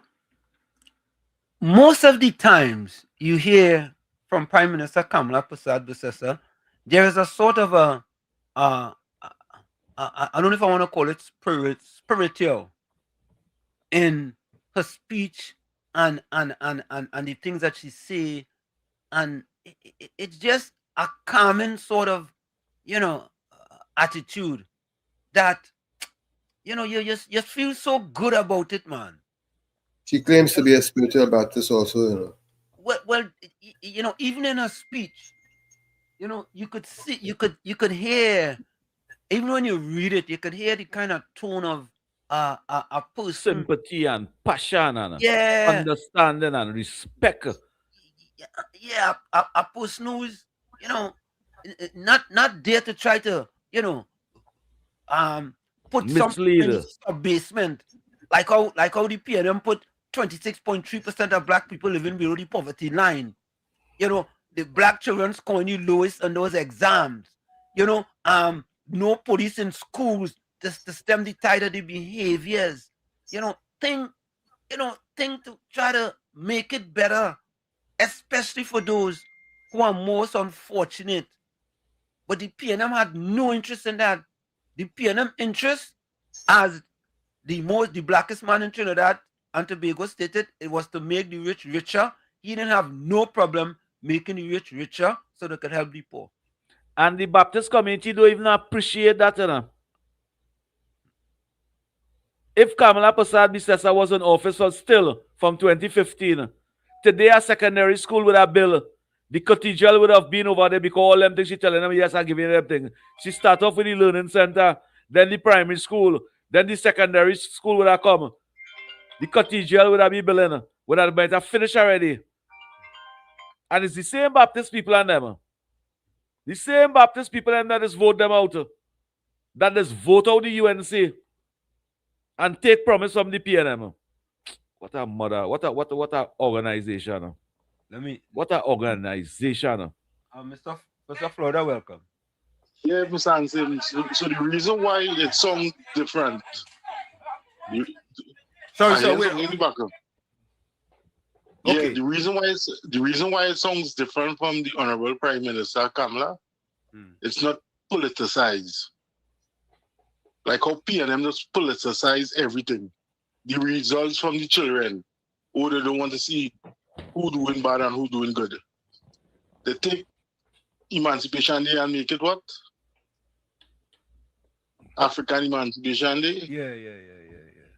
So you see, PNM politicize everything, and it's not genuine. Like the last year when the former or the year before, somebody touched my soul. Imagine you coming there and dancing, singing that. Yeah. You see, and then they make memes and all kind of thing. And then when this man going on a political platform, everybody in the crowd and they playing the song and they dancing like it's a party. When it's a religion, you're mocking. You see, everything is politicized by this PNM government, and that is why doing song genuine. And you see the funny thing about the PNM sycophants and them, they don't see that. All they know about is race. And that's the all right, look on. Thank you. Omelola says people who is spiritual, who really standing for black power, speaks with authority. And that is what Prime Minister Kamala Persad-Bissessar does. She speaks with authority. And, there's always, what's that? There's always, Patty says unhappy set of winners. What does she mean by that? What's Patty mean by that? Well, she says unhappy set of winners. Was she unhappy? We remember them win by getting PNM, them win by getting penny, them classified as a winner. Oh, okay. Sometimes when Patty and Gordon Joseph went right, I just had to get translation. Patty classify Penny as a winner. Penny? Yeah. But folks, before we go for the break, right, I want you guys to listen to Barry Parrott was on fire in the Parliament. Fire. Yep. Listen to this.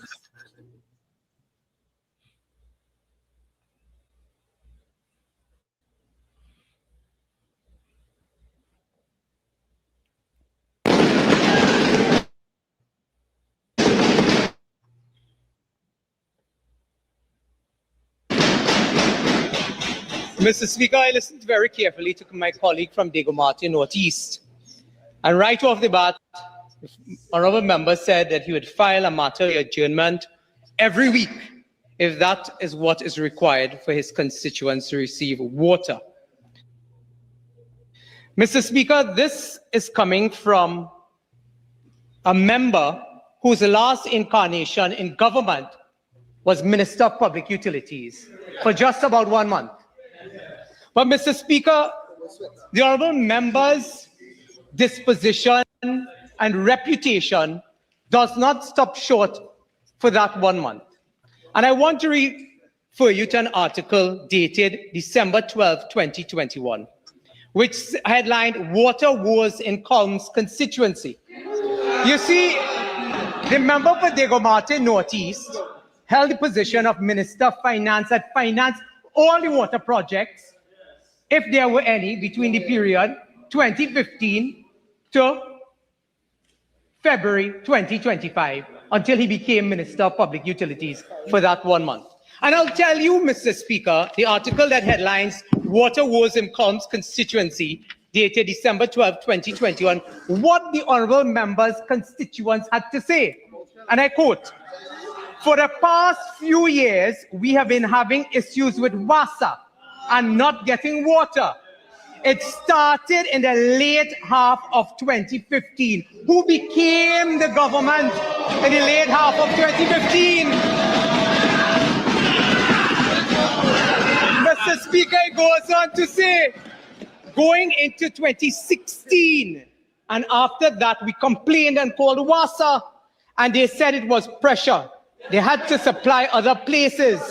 I tried to be understanding. Someone gave us a private truck number to buy water. We now constantly have to buy water at $500 a tank, and one tank lasts 2 weeks. This started in the late half of 2015, when the People's National Movement came into power."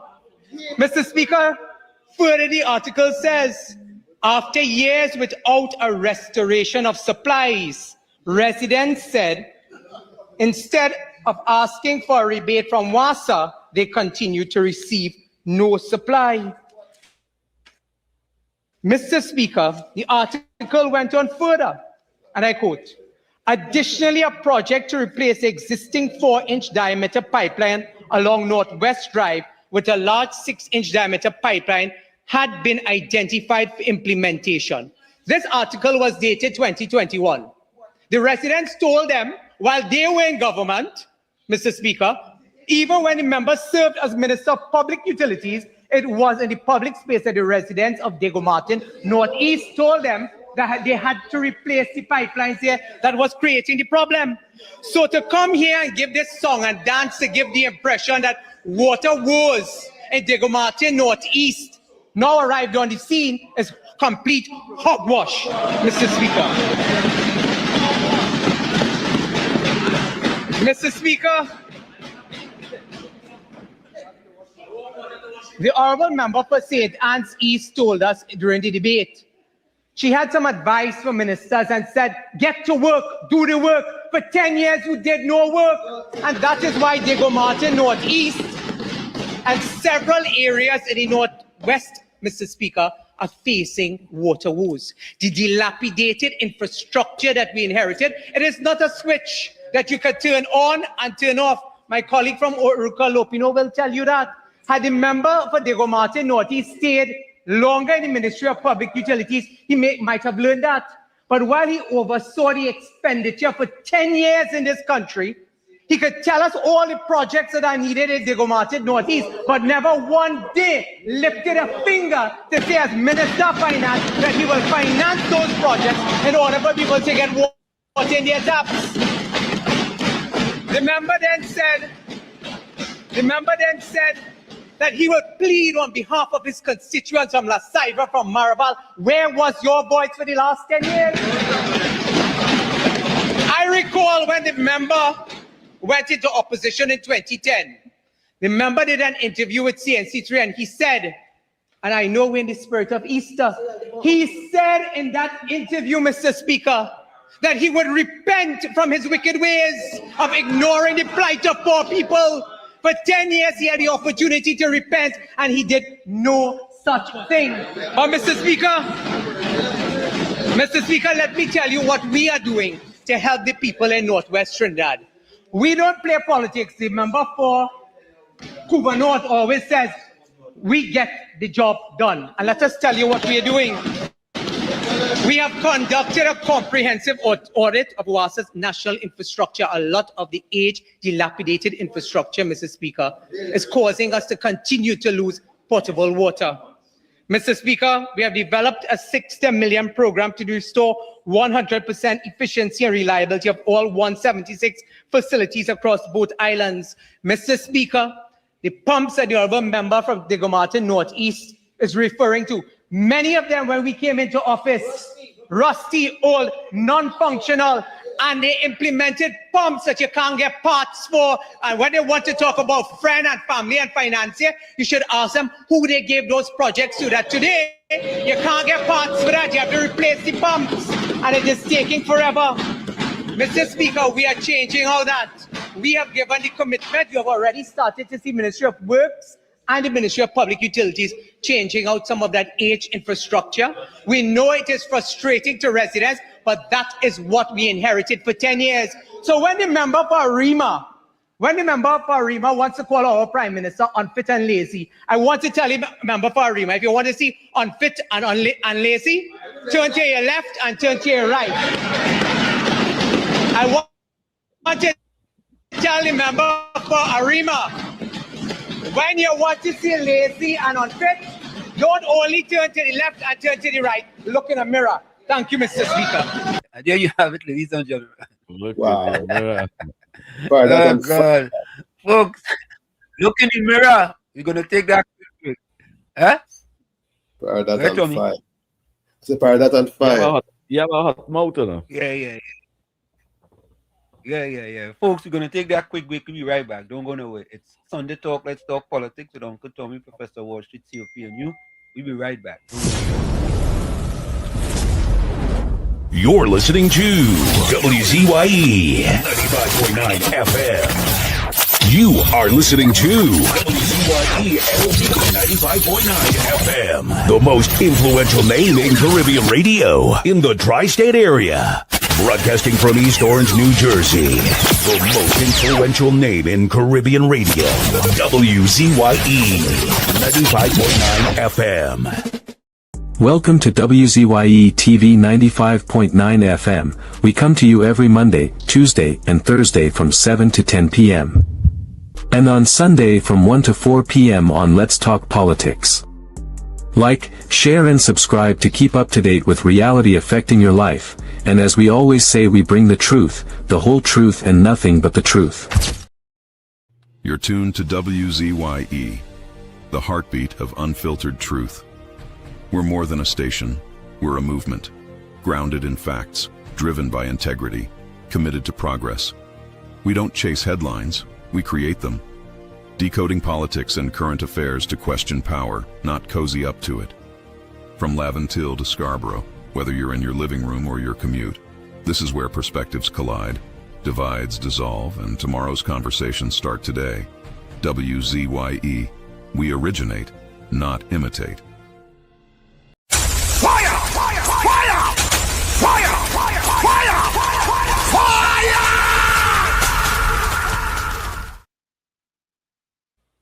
We are back with you.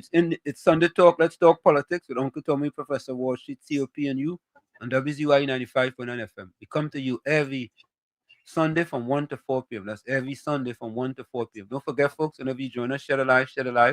WZYE 95.9 FM on Facebook. Subscribe. WZYE TV on YouTube, and you can reach us here at 973-868-1444. That's 973-868-1444. Also 973-609-6509. That's 973-609-6509. And please don't forget to share it live. Thank you. Fraud! Coming up next, fraud of the week. Fraud! Coming up next, fraud of the week. Financial Guru, welcome. Yeah, Professor Wall Street, give me 1 second. I just want to do something here. Listen, remember I told you when I told you about this guy calling good night, good afternoon. Uncle Tommy, good afternoon, Mr. Wall Street, also known as the Anselm Babon, also known as the Professor. Good afternoon, Mr. Kunji, Mr. COP, and everyone. So I want to just chime in just quickly because I told you this guy. You did the fraud of the week yet? As yet? No, I just do it. I just put it All up. right. So I'm telling you now, tomorrow, because I can't do it today. Remember the last show? I told you this guy called Imbert is a complete fraud. And you're seeing how I'm eloquently with facts. Mr. Paradat, the Minister of Public Utilities, dispense with these guys over the fence. This guy continues to get a resonance among people who believe him. But I tell people, don't follow the hype, follow the facts. And I'm telling you, you will see it time and time again. He's going to come back again. And I'm going to have people following him. Rowley, Stuart Young just win a $500,000 judgment, so they feel they're on the earth. They feel on the top of the earth. But the facts are facts. And I'm telling you, tomorrow or Tuesday, because I already prepared it, I want to destroy what this guy is saying with regards to Hilton, because what Con Imbert is very good at fooling a lot of people still, okay, is to talk absolute nonsense. So the person who set the match on fire to Trinidad and Tobago was Con Imbert. I'm talking about economically and politically, is Con Imbert and Keith Rowley. He is a 6 for 9 and a 9 for 6. You know what I mean by a 6 for 9 and 9 for 6, Professor Wall Street? Yeah. You know what I mean? Yeah. No. A 6 for 9 and a 9 for 6. I'm making this up. Okay. He's a 6 for 9 because every time Con Imbert, when he was the Minister of Finance, he always give you, tell you, 9 is a 6, meaning when it comes to revenue, he always overinflate the revenue and have Trinidad in trouble, and he going into the Heritage and Stabilization Fund.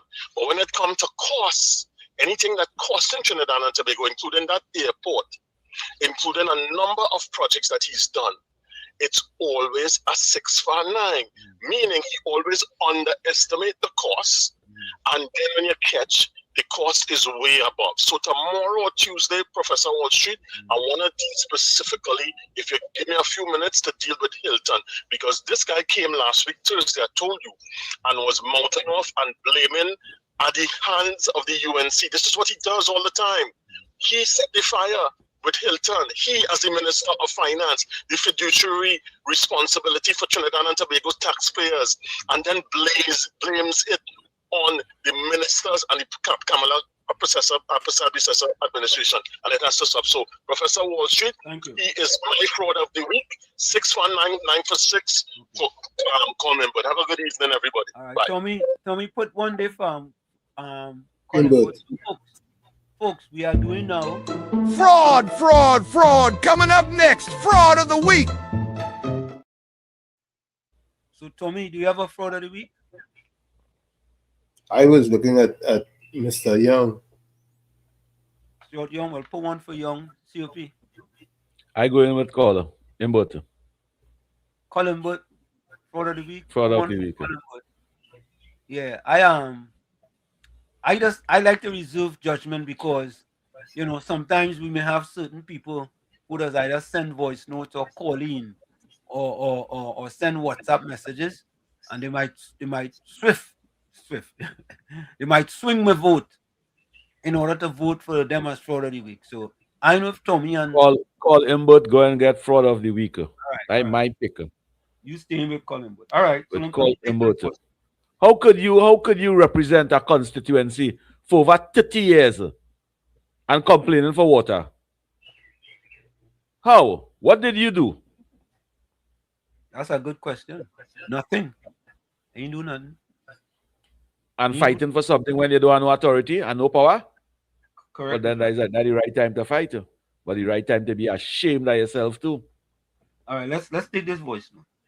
A pleasant good evening, Anselm. Pleasant good evening, Tommy, and to my opposition on the bench there, COP.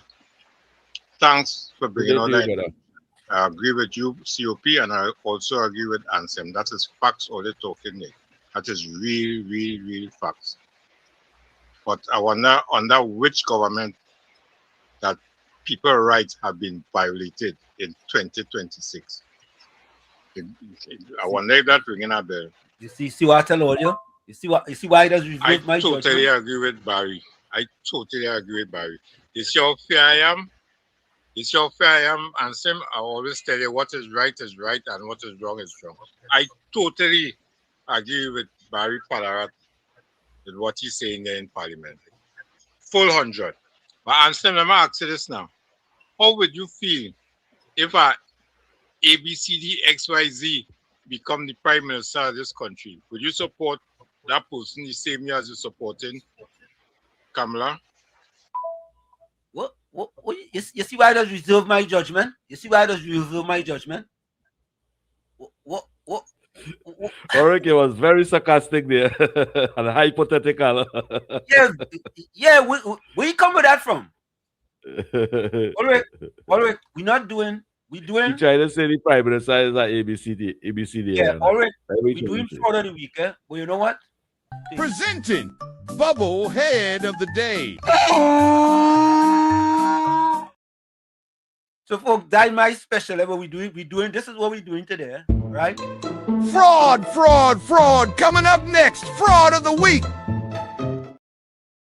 Fact. Tommy, my fraud of the week is Ulrich. Put Ulrich as my fraud of the week. You see what I tell all you? There's something that tells me don't pick your fraud of the week yet until you get the voice notes or until you get phone calls. Right? And look at Ulrich was worse than him, but And listen now, he come with the half. Oi, I'm Wall Street and Slim. You see, I agree with Barry Padarat. No, Ulrich, you can't be half pregnant. You're half pregnant. You understand? You now come like Trini Chum. Both all in you were flowers together. Pick a side, Ulrich. Pick a side. You want Trini Chum Jr. You want Chum Jr., not Trini Chum Jr. Pick a side. You can't be waffling, man. All right, let me continue with the voice note. Hold on. And look at your voice note from Trini Chum. Hold on. Hi, guys. Must I keep correcting Sleepy Joe Jr. all the time? Palm Sunday is not when Jesus rode into town. It marks the beginning of the Holy Week, commemorating Jesus' triumphant entry into Jerusalem before his crucifixion and resurrection. So you go back to Sunday school, Junior, and do your lessons. Check Beulah. Hi, guys. Must I keep correcting Sleepy Joe Jr. all the time? Beulah might assist in Sunday school. We are getting involved in that. President Trump, I salute you. You get called out again. You get exposed again. Old father. You see what that PNM miseducation has do to you? In this day of Google, the PNM miseducation does take preference over using Google. Imagine that. Mess up your brain. Let me take this next voice note from Miss Santa Cruz. Hold on. Good afternoon, Wall Street, and to everybody out there. Well, I had to give MP Padarat a standing ovation when I heard that, let me deal with Penny first. When I heard about weak belly, useless, wasteless Penny calling my Prime Minister a lazy person. She had no shame because she slept. She was deaf, dumb, and blind for 9 years, 7 months, and 28 days. And you coming to talk about who lazy? Penny, you really need to look in the mirror now. Let me deal with Imbert. Imbert made that statement in Parliament, I think it was Friday, right? After people were calling me the whole week, especially after a TikTok video came out with the Councillor for Woodbine, Parliament and Environs, making it look as though it's the UNC depriving people of water in Maraval and environs, even Santa Cruz, all over the place. You hear people calling and begging for water.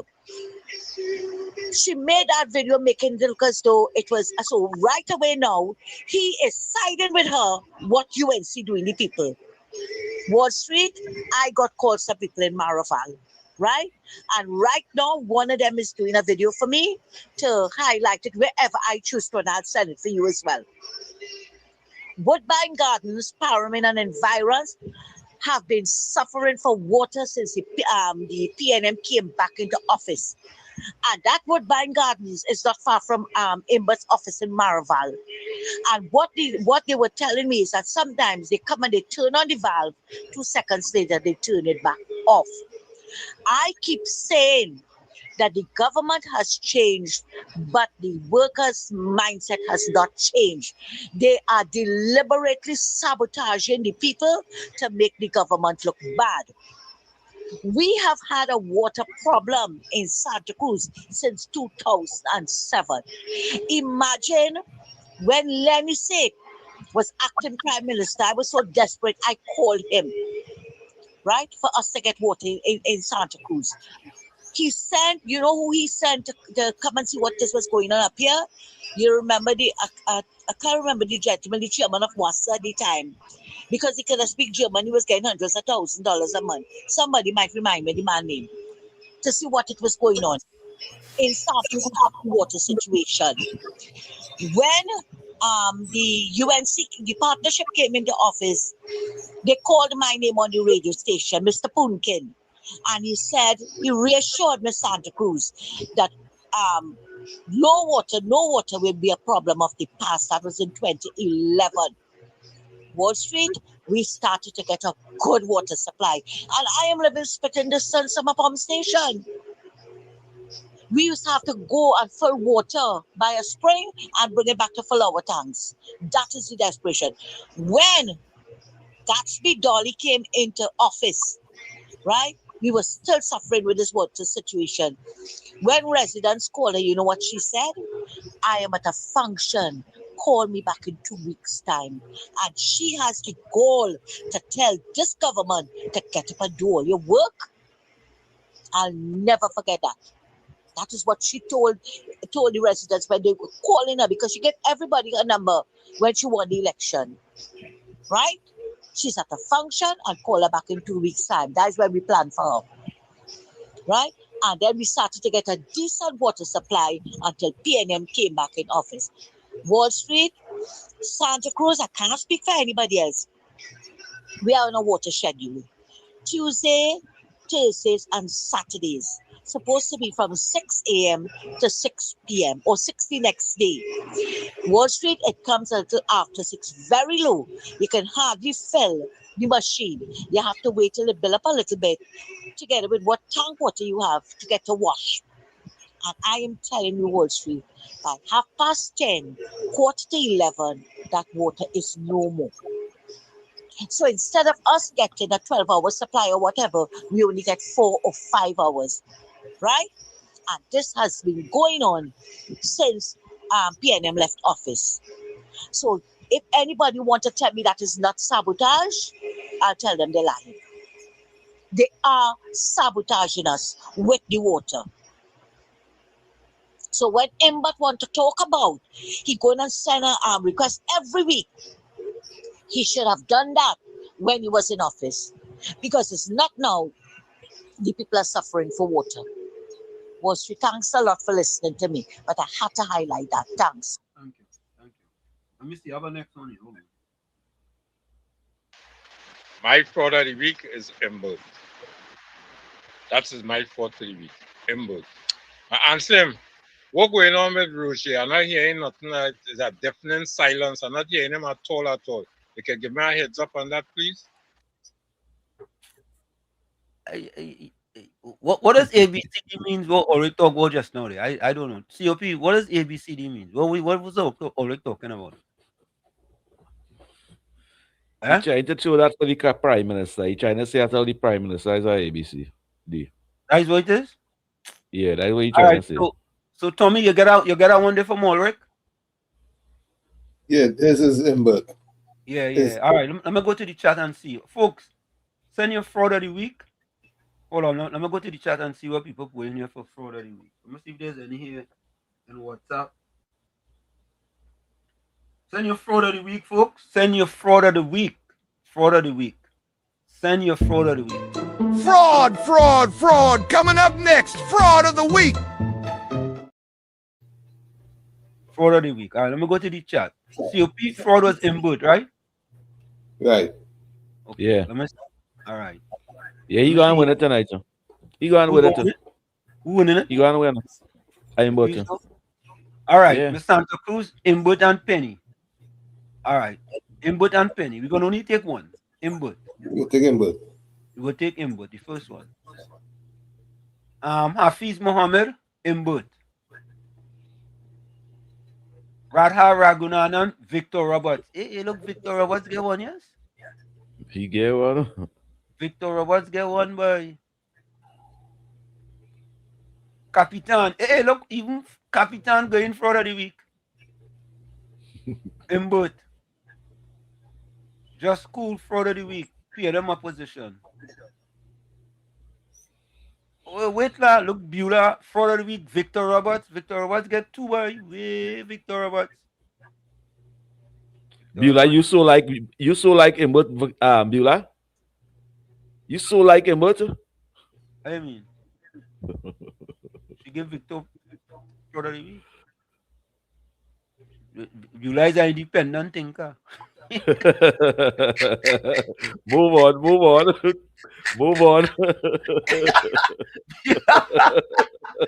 Oh God, Beulah is an independent thinker. Monica Rampi soon in both. Rajendra Maharaj in both. Monica Rampi still want to know what's that ABCD. That's why I wanted to know too. I didn't even know what that. Joyson Pobaro, welcome. Happy Palm Sunday to everyone. And let me say good afternoon to Nigel Snipe that locked on. Hey, your partner Nigel Snipes, boy. Nigel Yeah, Snipes, good afternoon to you, Nigel Snipe, my friend. Yeah, long time, no boy. Yeah, Nigel Snipes go back in the days when he was 91, when in the Mugabe station, no? Yeah, from the good, the bad, and the ugly. Yeah, boy. Nigel Snipes, that is the time. Interesting in both fraud of the week. Inja, good night to you. Good day to you, Inja. All those bubblers as one PNM back at the hem. Folsom, you had to pick something, man. Oh God. Although doesn't know how to follow instructions, you know. I have a video to play next, eh? Although don't go nowhere, I have a video to play next fall, yeah. Plenty people will get vexed in this video, but I ain't calling on you. Monica Rampi soon. Chump. Maybe Chump Jr. I think Chump Jr. get one day, Tommy. Chump Jr. Monica Rampi. Jr. Get Chump Jr. one. Yeah. Chump Jr. get one. Chump Jr. here inside. Hanif. Fraud of the week in both. Rajendra Penny, fraud of the week. Hanif, good afternoon to you, Hanif.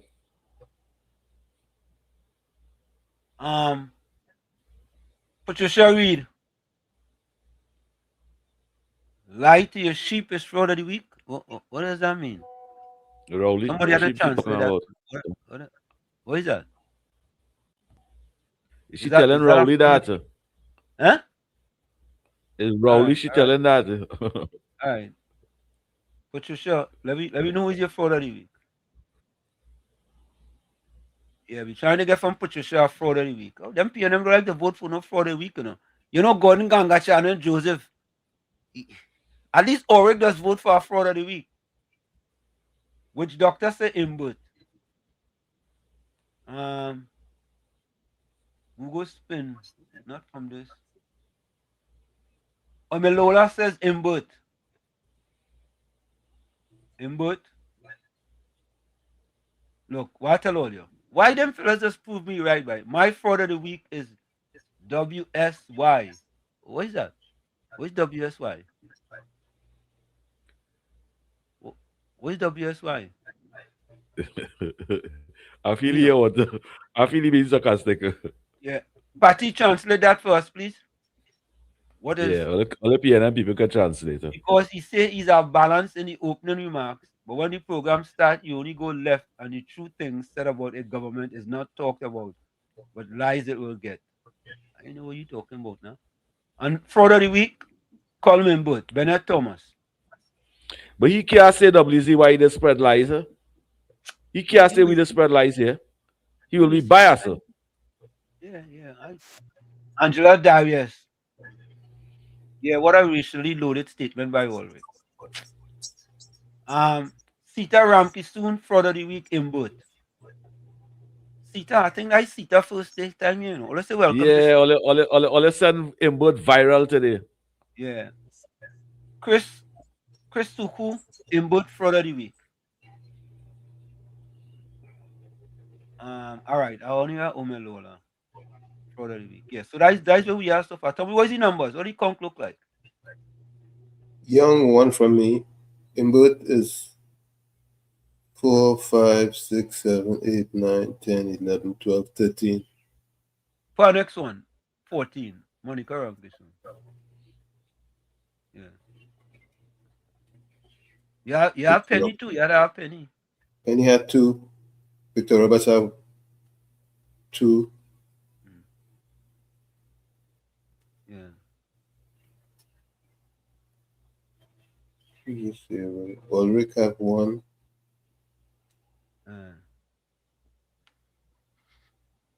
Okay. Folks, so we're looking for an interpreter for Gordon Ganga, Shana, Jaijan, Joseph, because, you know, I don't know what WZYE is. Can somebody translate that for us, please? Yeah, because none of us in here so far. Tommy, did you take a stab at it? No, that's too high for me. Robert Mahab, you're welcome. So, folks, I want to play this video for you all, and I want to get your take on it because I have a take on it, and my take may be different from Tommy's take, COP take, and your take, but take a listen to this. Watch this.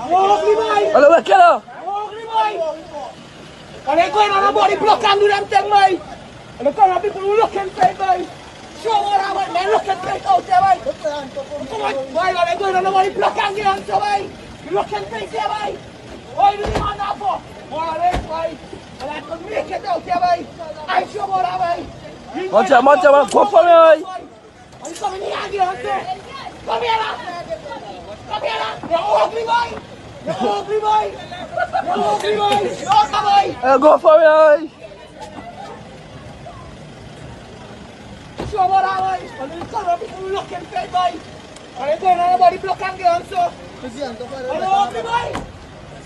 Go, ugly boy, go for me. But they market police all at the state too. But they don't run enough nobody. You don't run enough nobody. You don't run enough nobody. You weak. You weak. Now I put it to what you market. See what market goods. Let's see what market goods right. I show what I buy. Want to see what market goods right. On your ship right. So Tommy, I just wanted to add before we get to the video. Rick Q, fraud of the week is input. So add that in there. Fraud of the week is input. Yeah. So folks, there we have a video, right? Black is Simple. Black is Simple. Black is Simple. I think Black is Simple is new here. And I don't know if the question is what island is this, but the video that we just played is Trinidad and Tobago. So say welcome to Black is Simple. All right, I'm gonna take this phone call. Alistair, welcome. Let me keep the contribution on this clip, eh? Yeah. Yeah. Good afternoon, Professor Wall Street, Uncle Tommy, and COP. Same to you, my friend. Right, right. Well, you know, when I come to make my contribution, I speak the whole truth and nothing but the truth, right? Okay. But before I make my contribution, I would like to take the opportunity to wish the Spiritual Baptist community a happy Shouters Baptist Day tomorrow. Okay. Right? Yeah. Right. I would like to also commend the Prime Minister for sterling contribution in Parliament, where she was going to ensure that the Baptist community get a secondary school. Right. But you know what is alarming, and most people in Trinidad and Tobago don't know that, right? That she is a Hindu, she is a Shouters Baptist, and she's also a Presbyterian, right? Okay. And a lot of people, they spread so many propaganda about this woman. She's very strong, I could tell you this. She don't like black people and all kind of foolishness. But if she joined the Baptist faith at the age of 16 with her sisters and her father, now the Baptist faith is predominantly black people, right? Black people. And after that, she left to go and study Jamaica at the age of 18 and spent 14 years. And the PNM still at it, spreading all these propaganda that she don't like black people. Professor, Uncle Tommy and Uncle Tommy, do you believe that, a person like that don't like black people? Your views. Really? Honestly, you believe those kind of propaganda? No. No way. Her behaviors, what she have done, especially when as the Prime Minister between 2010 and 2015, reducing the amount of black people living below the poverty line from 19.8% to 17.3%. That is not a person, right, who have the attitude of a person who doesn't like, those type of people. Yeah, and added to that, when Jamaica was hit with this severe hurricane last year, she was the first Prime Minister of the CARICOM to inject financial aid. And yet the PNM goes by and start to spread all these propaganda that she don't like black people. It is so sickening, really sickening. But I comment to my fraud of the week. My fraud of the week will be the former finance minister, Colin Mbit. All right. On two reasons. The clip that you played with Pirate, where he was questioning people, Diego Martin having no water and so. Yeah. And secondly, the Holiday Inn, where the structure problem existed because that building went up in the same day that we had independence, which was 1962. Added to that, for 10 years, the PNM was in power, did nothing. to renew any sort of contracts. And to come and talk this kind of hogwash now, man, this man will go down the fraud of the week for him, man. Thank you. Right? Thank you. Yeah, okay. Yeah, man. Yeah. Him but build a multi-story building before he put on a pipeline in the people them constituency. Ulrich, welcome. Good afternoon, Anselm. Good afternoon, Tommy. Good afternoon, COP. Ulrich, you know, Hey. right, Ulrich? You know, you made some statement last week, right, on your last program about being fair and all kind of thing. You know, you have called here. You know, we have never not taken your call or never not play your voice notes. Are you aware of that? Yeah, that is facts. That is facts. Yeah. So how you?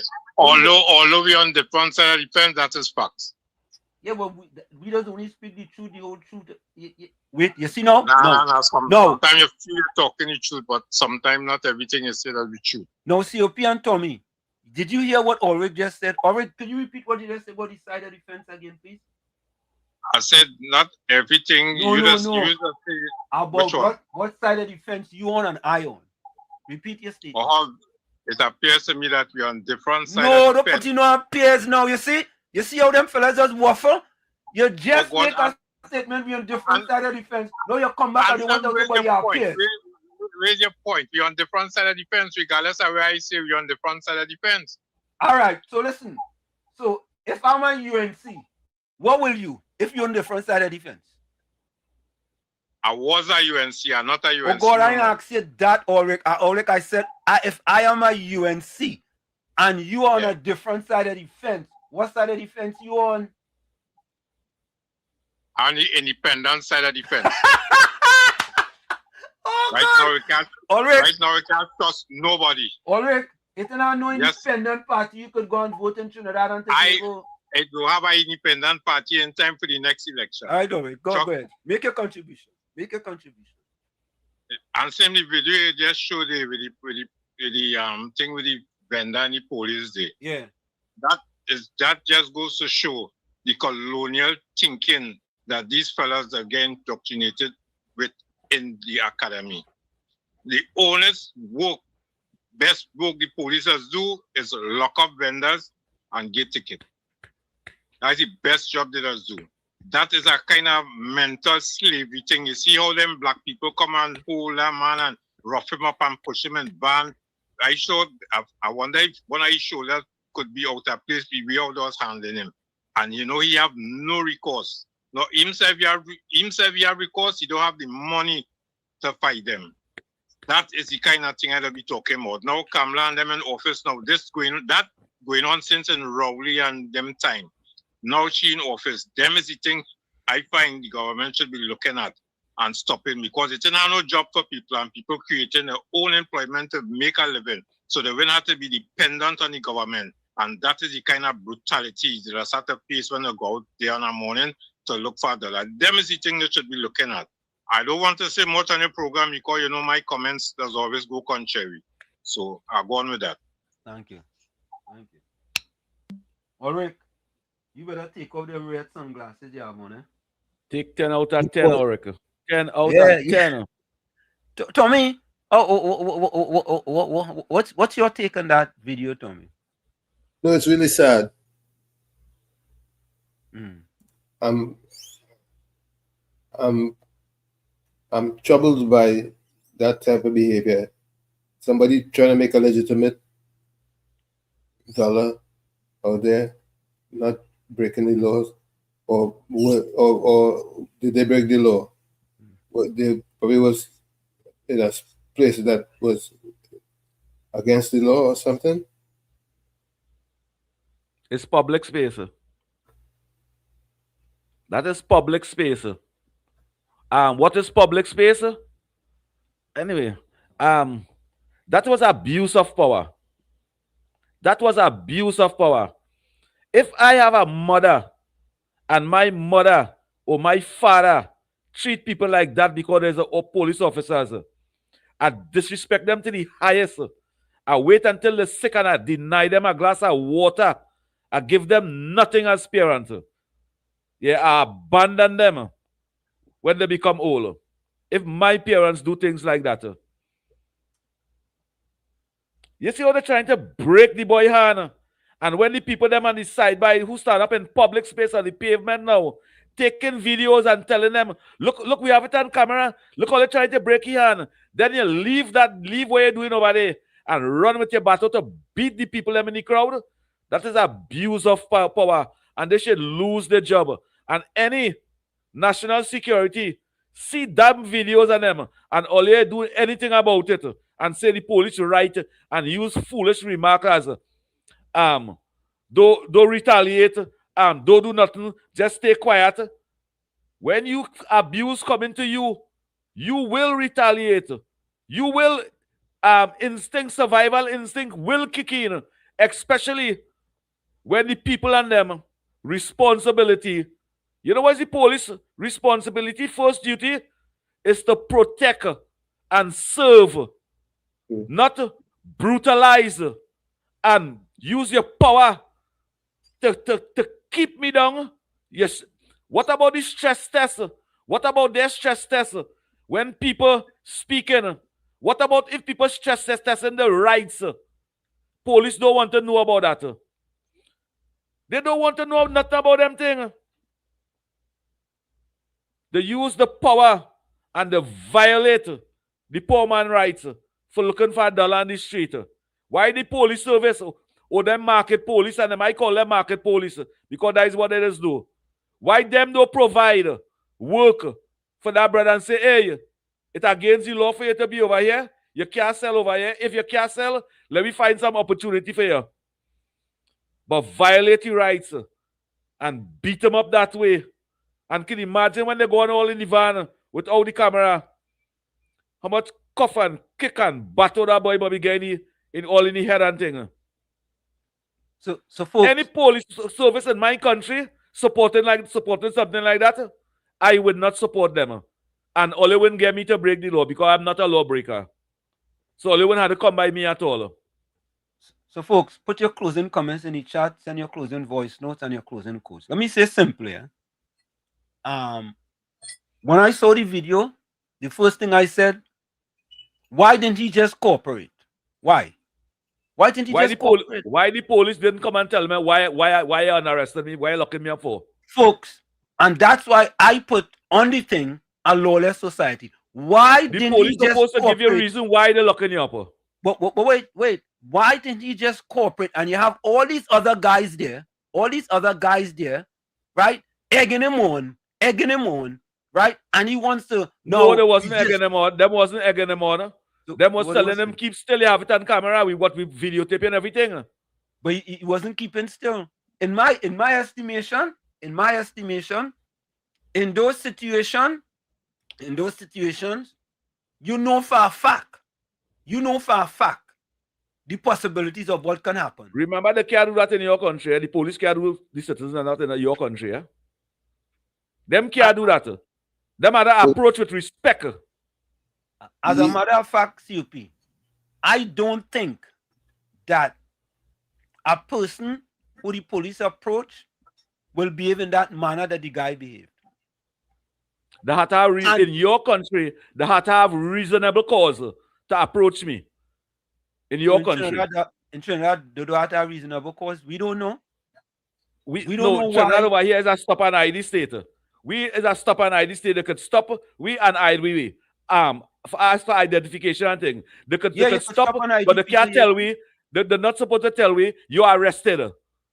Officer, what am I arrested for? They're supposed to explain that to you. COP. Not to rush them so. That is what the robbers just do, people. That when people robbing people, they just do people that Wall Street approach them aggressive so and take the gold and take the money and run and go away. You ever see why didn't he just not, when the police approach him, why don't he just calmly say, listen, let me go down and let me deal with the situation after we go to the police station? So why? The police supposed to just run and raff you just so? If the police feel you are suspicious of something and they run and they hold you, don't resist. In your country, they can't do that. In your country, even though they have a warrant, they can't do that. In your country. No. And that is why the country is considered to be a lawless society. That's why. I can't support that from police officers at all. I'm not supporting that behavior at all. As a matter That's of fact, why the population will never have confidence in them. COP, in New York, when Mayor Giuliani was in power, there was something called the broken windows theory. And under the broken windows theory, what they did is the smallest of things, right? The police will make sure if they consider it to be a crime, you will be arrested for it, or you'll be given a ticket or something. And the theory was this: if you are passing a building, an abandoned building, and it have one broken windows, there's a possibility that people will break the other windows. But if you repair the one broken window, right, they're not going to then pelt rocks and break the other windows. In Trinidad and Tobago, the smallest thing you do, people used to get away with it. And in order to change that, some of them small things, and this government is actually doing it as well. Those small things, you can't get away with. Let's take this call. Don't bring the government in that. Don't bring the government in that. No, because no, that is not the action of the government. Things. There are that is the action of lawless and power-driven police officers and them. No, but so the guy wasn't lawless. No, what did the guy do?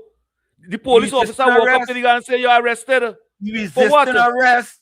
Why did he have to fight the police? Why?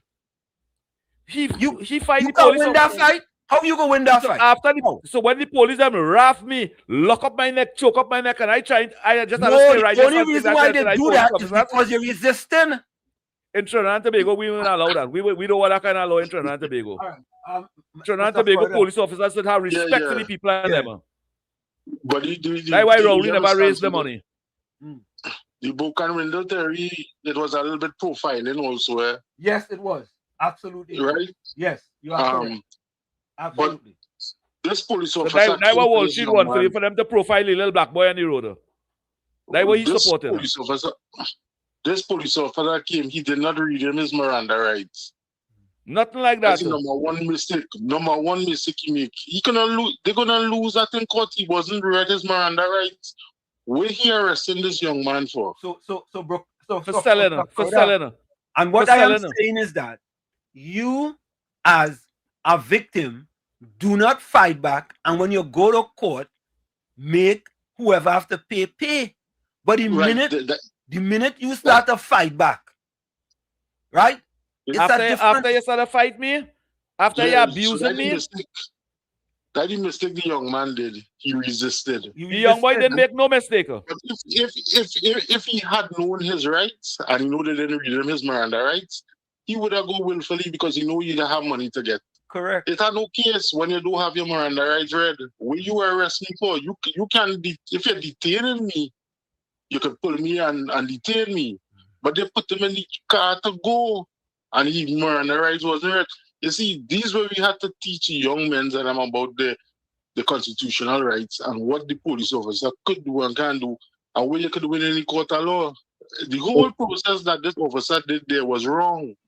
They approached the situation wrong. They didn't have no documentation. You see how they're trying to break the little boy hand? You see how they're trying to put his hand and break his hand and things? So when you do that, what? No, but we're saying, Mr. CP, they didn't have no documentation to show the guy this is what we're going to detain you for or arrest you for. Violation of section XYZ. You have in Wall Street country, the police had to have that. Yeah, you had to have that because if you're selling on the streets, they will take up your supplies and they will detain your supplies. And you had to go in the police station to get it back. And then you have to give your story why you was there.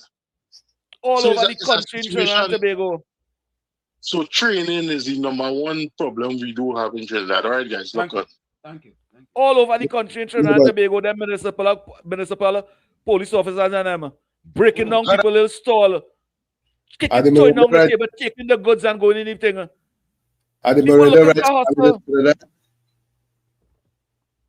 Understand why it's public space. Public space is not government space. Public space is me and yours. Go ahead, Tommy. I was asking, are Miranda rights valid in Trinidad and Tobago? I don't know. Bernard Thomas said there's no Miranda rights in TNT. I don't know. Let me take this voice. Hold on. After lunch, after church, good day. I say I had to share this with this village. As most people might know, I do the market on Saturday. After my training on Saturday morning, I go to the market, the grocery, and then go home in front of my TV, most likely for the rest of the day with the remote control. Most likely. My first and second choice is football. Yeah. So while in the market, going there, I hear, yeah, too much a ganga chana. Too much a ganga. I said, but wait now, what Kunji doing in Tunapuna market? So I spin around now, but when I spin around, I ain't seen anybody looking like Kunji, but I know the voice came from over, so somebody talking louder about ganga chana. So I listen, and then the person say it again, yeah, but too much a ganga chana. Then I say, oh shit, it's not me talking to nobody. Because I want to know, well, what is really going on here? What is going on here? Because I never really hear nobody talk about ganga chana, you know what I mean, outside like that, you know, in a long time. You understand? Because there are people who know other ways are doing the thing, you know what I mean? So I said, well, it couldn't be me because I don't have a bald head and I don't have a vein standing up on the left side of my head. So it couldn't be me that they were talking to. So I was so thankful to God that, you know, that was the case. Kunji, if you had to come to Napuna market, let me know before, eh? All right, all the best. What Later. That's a voice note. Yeah. I know you will listen to it before you play it, so I'm not sure if you will play it. But I will send it still.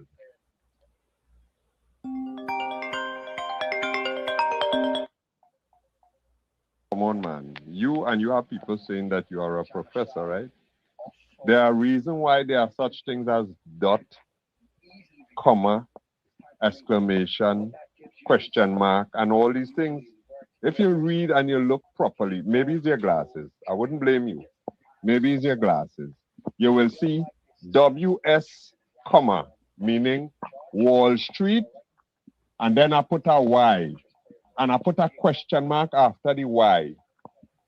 Okay? So I'm saying I'm voting for Wall Street, comma. Why? Because, and I put the reason why, that you can see why I vote for Wall Street. Gosh, boy. Some people say education expensive. But you see...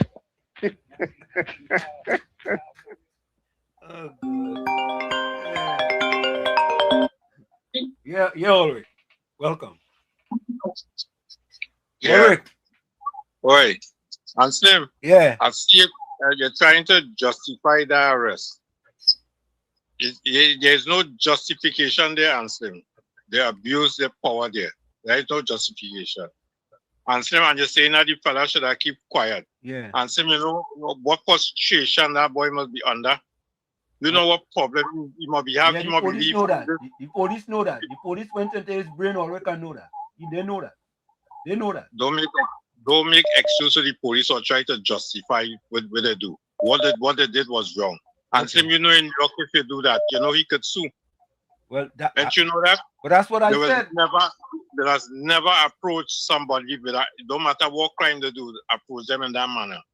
But these black people feel that they you know, them is the house slaves, so them have authority over the fee slave. So to make master look good, they have to exercise the authority so that master go look and favor them more than the fee slave. That is what's going on. That is the mentality black people have that we have to get out of. So don't make no justification for them answering. That is a normal behavior. That is a normal behavior, and they feel that they're right, and they give them more powers now to do more things now. So that is where we're facing with. So don't make excuse for them. And that is why you feel police can't solve crime. A lot of crime police can solve it because we on the ground here does not up to the last word the man see before he gets shoot. But guess what? You'll never go to the police with the information. Because when you go by the police with the information, somebody coming to pay you a visit. So all them is things that are going on. I could tell you more things, but I will just leave it there. I'm just giving you food for thought. Thank you. Chum Jr., welcome. Hey, good day, fellas. COP, I have to agree with the professor on this one. They were already recording, and I hear them telling them, hey, don't fight. whether you're in the right or whether you're in the wrong, once you have counter-attack or attack a officer at any level, even in the US, whether federal, state, local police, sheriff, wherever, same thing applies in Trinidad. You put yourself on an additional charge of resisting arrest. That's where you have lawyers for. That's where you have courts for. You understand? And once you have a solid case, and remember, those folks, they were telling him, hey, we're recording, don't resist, don't fight. And he did extremely opposite to what, he was being told. So it might have been He was not fighting. He was never fighting. He hold the police officer foot, legs, when the police officer was choking him. That is what he did. Well, and the police officer leave. The police officer leave. And why is the people that was recording? They leave where he was over there to go and beat the people them in the crowd. What the people them in the crowd was doing, and they was practicing the rights. Right. Well, okay. Yeah. Well, that part there. Yeah. We have a point there as far as the other people are concerned. But hey, follow that case. See how we turn out in court. Okay. And Wall Street. Yeah. Yes. If I in the Waffle House, then you in the kitchen. Anyway, take care. Later. Bye. Why it is? From the time you take out a camera and you start to videotape the police, you could be arrested and they do like that. Why? Why it is them police didn't have a camera on them, so them would have showed that evidence? What really happened? But we don't know if there are a camera. Let me take this call. Caller, welcome. Mr. Intellectual, welcome. Yeah, blessed afternoon again. Yeah. What people might disagree with me this evening, but we have to remember also that we're in a SOE. Yeah. Right? Mm-hmm. One of the things is that you could be approached by any police at any time. Yep. Without cause. Yeah. Without cause. If they have reasonable suspicion. Great point. Excellent. Right? Yes. That you're into something illegal. Yes. They don't have to have the evidence, Yep. Have a reasonable suspicion. Yeah, and Mr. Intellectual, COP and I called for the police to go and get Dr. Rowley and get the evidence after. I wonder if COP remember that. Yeah. You forget that? Yeah. You remember that? You remember that? But that this young boy, let thief no millions and treat nobody bad. This young boy was selling. This young boy was looking for $1. That reasonable suspicion what the police had. He didn't have no gun. He wasn't selling weed. Well, then you don't know why you're defending it. We don't know what the situation was. Then you don't know why you're speaking about you don't know. No, but all I know. What are you supposed to know? No, all I know is what I see on the camera. And what the camera says, the guy who was resisting arrest, he was in the wrong. But he wasn't resisting arrest when he began at the camera. He was not resisting. The police walk up to him and say, you're under arrest. And he didn't pull away. He turned it back to go so. He moved his foot to go so and the police wrap him. All right, let Mr. Intellectual finish. Go ahead, Mr. Intellectual. This is the problem that we have outside there, right? Nobody knows the specific boundaries or the what the police and the authority that the police and them have at this present time. Correct. Most people do not take cognizance of the fact. You see, it becomes so normal, right? That people thinking that is normal policing is not normal policing that we're looking at. Yeah.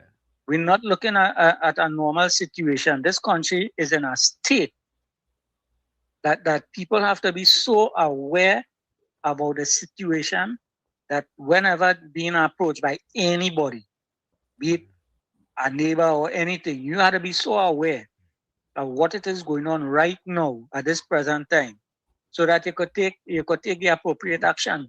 And one of the things that once approached by a uniform officer in this present time, it don't take no chance. No chance. They say you're under arrest, put your hands up. And that is it. And stand up and wait on them. Correct. That is it. Talk don't done. You know, talk or anything there. Talk done. When you hear your reason there, you could deal with them. Correct. It are ways and means of dealing with it afterwards. I understand what COP saying, but the thing is, at this present time, It no option. Right now, the police right. There you go. Anybody else? Yeah. When the law decide, when you take it to the court, then let the law decide, hey, the police was abusing their power. Let them say so. Correct. We can't say that now. Yeah. Thank you. Have a blessed evening. Yeah, man. Well, I watch, man. It have people who will recognize the lawlessness by the police and say, hey, that was lawless. But people will recognize that. COP, here is my question. Here is my simple question. When the police approach you, whether you are innocent or guilty, why don't you just say, officer, put my hand behind my back and let we go? Talk done. That is it.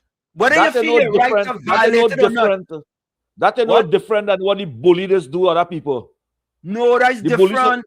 That can never be no different. The only difference over there is a badge. That's a big difference. That is not even how police supposed to approach you. But that's a big difference. Big difference. I feel like black people have something with black people, you know. But we have to face the fact that in a SOE all the rights cancelled. You know.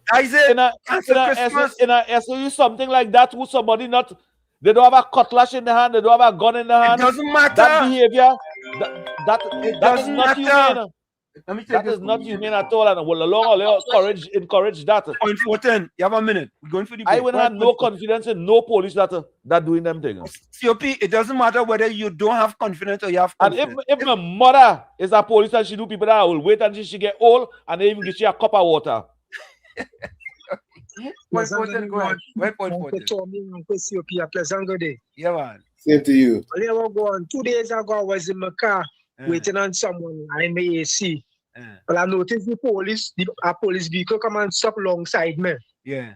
So I watched it, but I thought I was trying to get my attention, but not realizing that a male and a female was walking on the pavement. So the officer was talking to the young man on the pavement. But my glass is going up, but I ain't hearing nothing, but I'm watching what going on. And then like I see the officer tell the youth man something and he call him. But he had a camouflage hat now. So like the officer told him, throw it in the back of the van.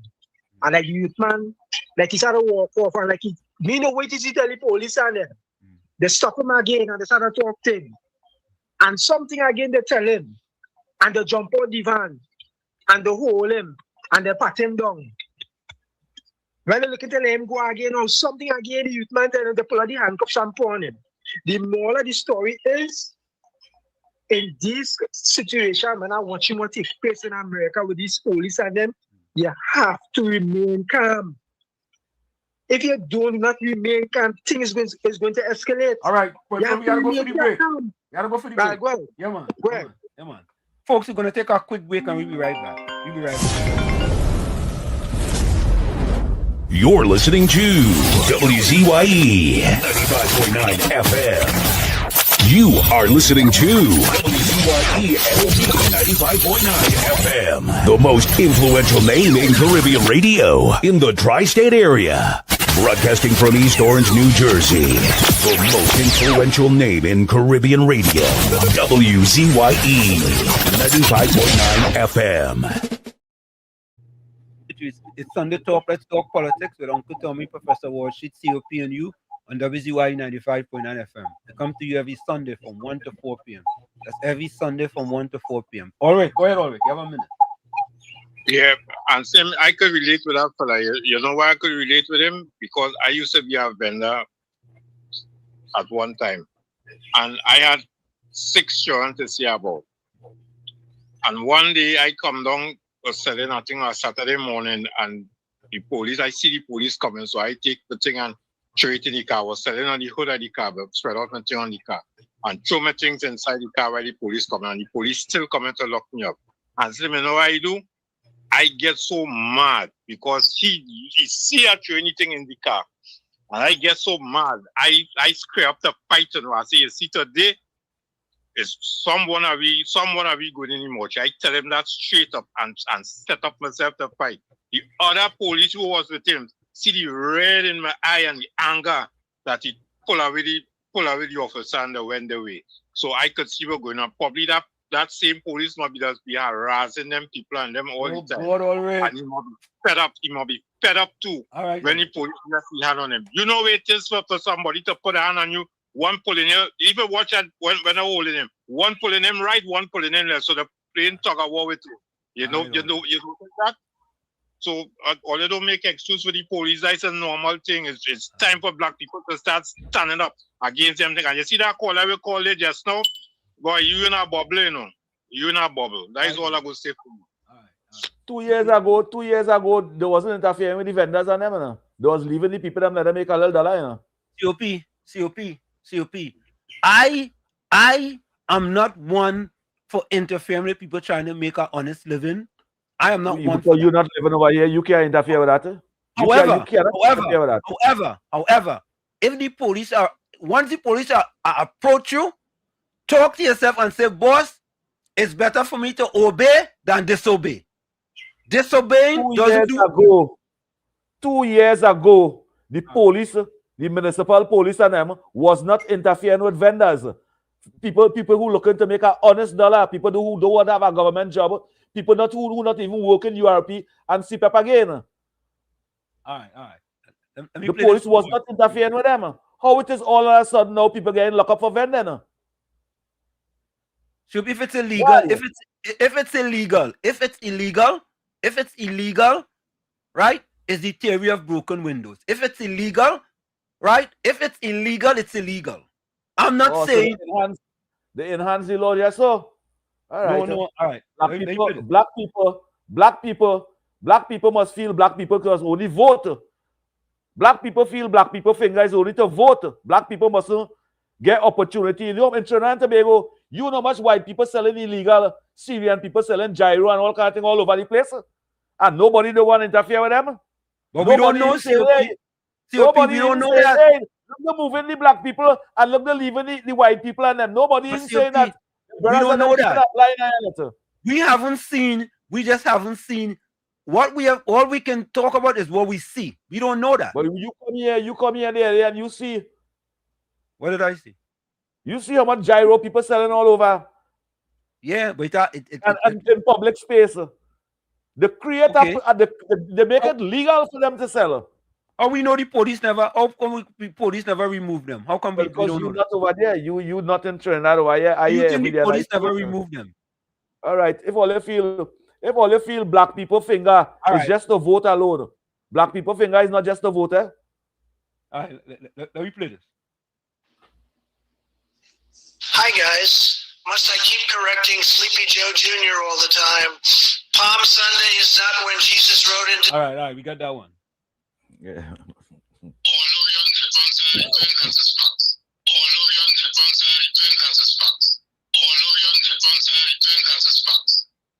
done, Ulrich.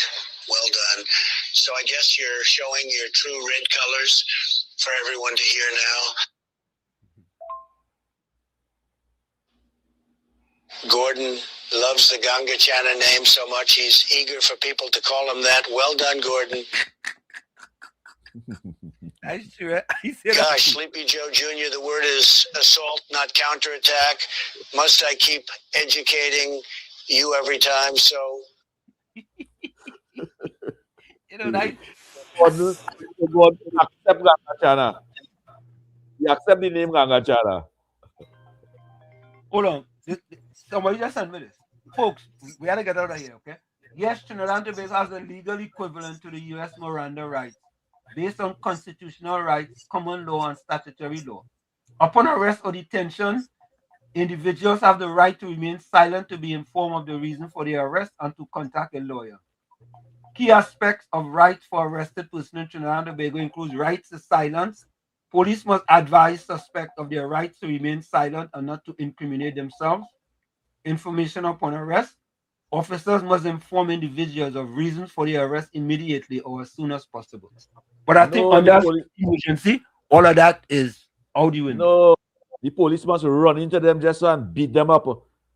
And people must say, oh, tell them don't resist. Tell them stay quiet. Bandit go do all the cheering that. Here's my closing quote. When the bandit come for all the cheering, tell them don't resist. Those do nothing. Leave them. Let her rub the house. All right, let me take this call quick. Beulah, you have 30 seconds. Go ahead. Yeah, no, I have 30 seconds. I remembered when I got the ticket for inspection, the way how the police spoke to me, because he was in the middle of the road and he putting up his hand and stopping me.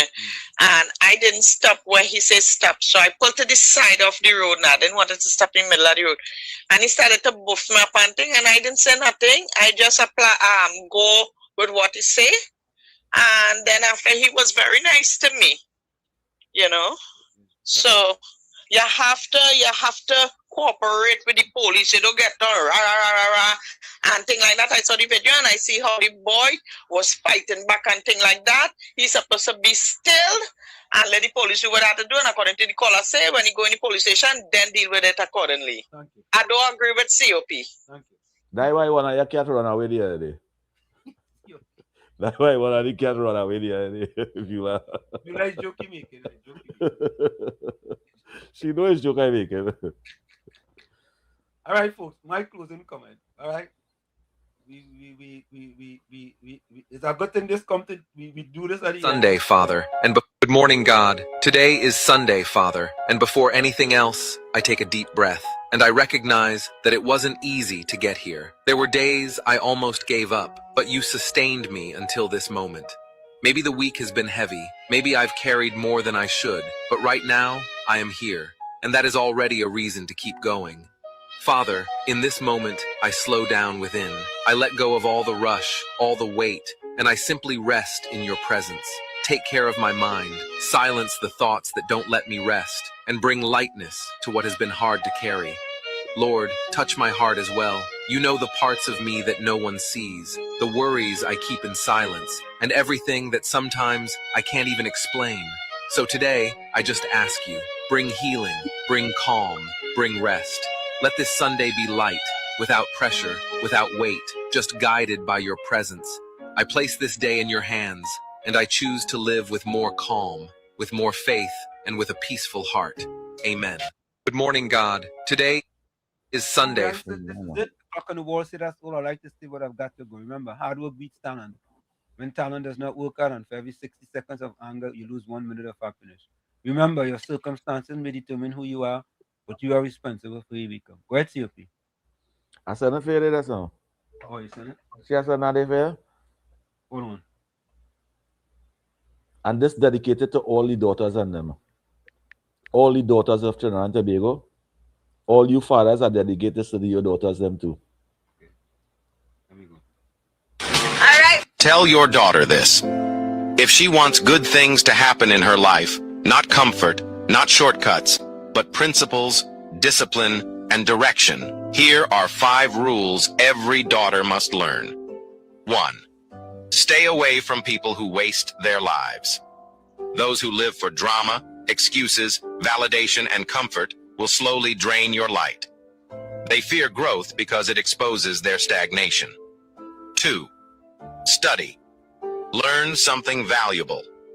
Build skills and wisdom. No one is coming to save you. Independence begins with knowledge. A woman who keeps learning can never be controlled or ignored. 3. Take responsibility for your space and your actions. If something is broken, fix what you can. If something is out of place, correct it. Wherever you go, leave things better than you found them. That's how confidence and character are built. 4. Respect money, but don't chase validation with it. Never spend to impress. Protect your name, your values, and your word. Your reputation will open doors money never can. 5. Keep God in your heart and learn to serve with wisdom. Sorry about it. Hold on. Kindness with boundaries is strength. Those who give with sincerity, but not self-neglect, are always repaid by life. And here comes the most important part. Being a strong woman isn't about attention, beauty, or approval. It's about who you become when no one is watching. Walk with purpose. Live with faith. Move with humility. Because your future isn't built on excuses. It's built on decisions. If you found this video interesting, please like it and follow for. Where, Tony? Spike Janzi says, the heart is not like a box that gets filled up. It expands in size the more you love. Like I always say, you, the man in the mirror, you have to become that change you want to see. However, if you look in that mirror and you don't like what you see, you cannot blame the mirror. Never look down on a person unless you're giving them a hand up. Love you all. Take good care of yourselves. We'll see each other tomorrow, God willing. Till then, good night. Thank you. And say my closing comment is for you, Uncle Tommy and COP, to have a blessed day, reach home safe, enjoy the balance of the evening. And my closing comment is cockroach must stay out of foul party.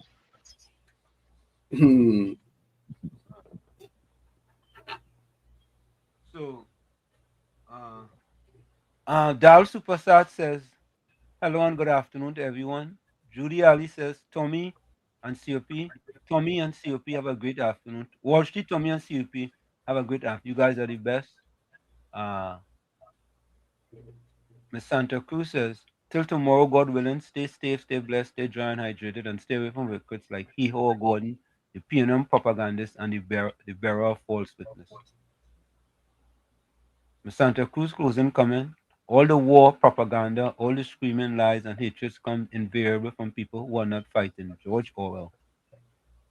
T. Gray Go says, because it's public space does not mean you could set up shop anywhere. Bennett Thomas says, good night, villagers. We meet here tomorrow evening. Stay safe and dry meanwhile. And Avant says, Angie says, fellow villagers, have a great evening ahead. Blessings until we meet again tomorrow. Okay.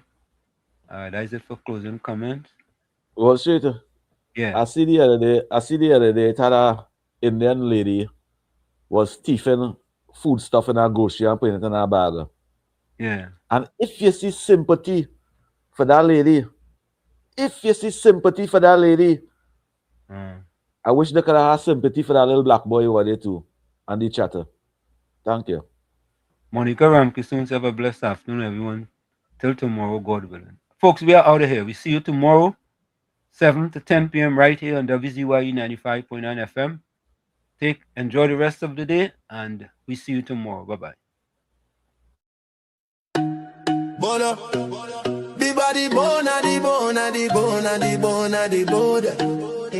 Yellow chan can loan a the bone. Come la the mountain, she nah move, she nah shake. Stand up for the people, make the economy wake. From the poor man table to the children's school bag, she bring back the money, she fly the Trinity flag. Superpower Caribbean, watch it rise again. Come la press at business of the iron lady rain. Hey, mountain come la, hey. Trinidad champion, she come from the struggle. No, the poor man feel pocket empty, light be lie, but she nah kneel. Open the door for the youth, them give them hope and chance. Build school, build road, give every pitney a dance. Them say economy dead, she say watch me now. Bring back the jobs, make the dollar run through. From Laventille to Cedros, from Tobago shore. She feeding the hungry, she open every door. Strong like a mountain rain now.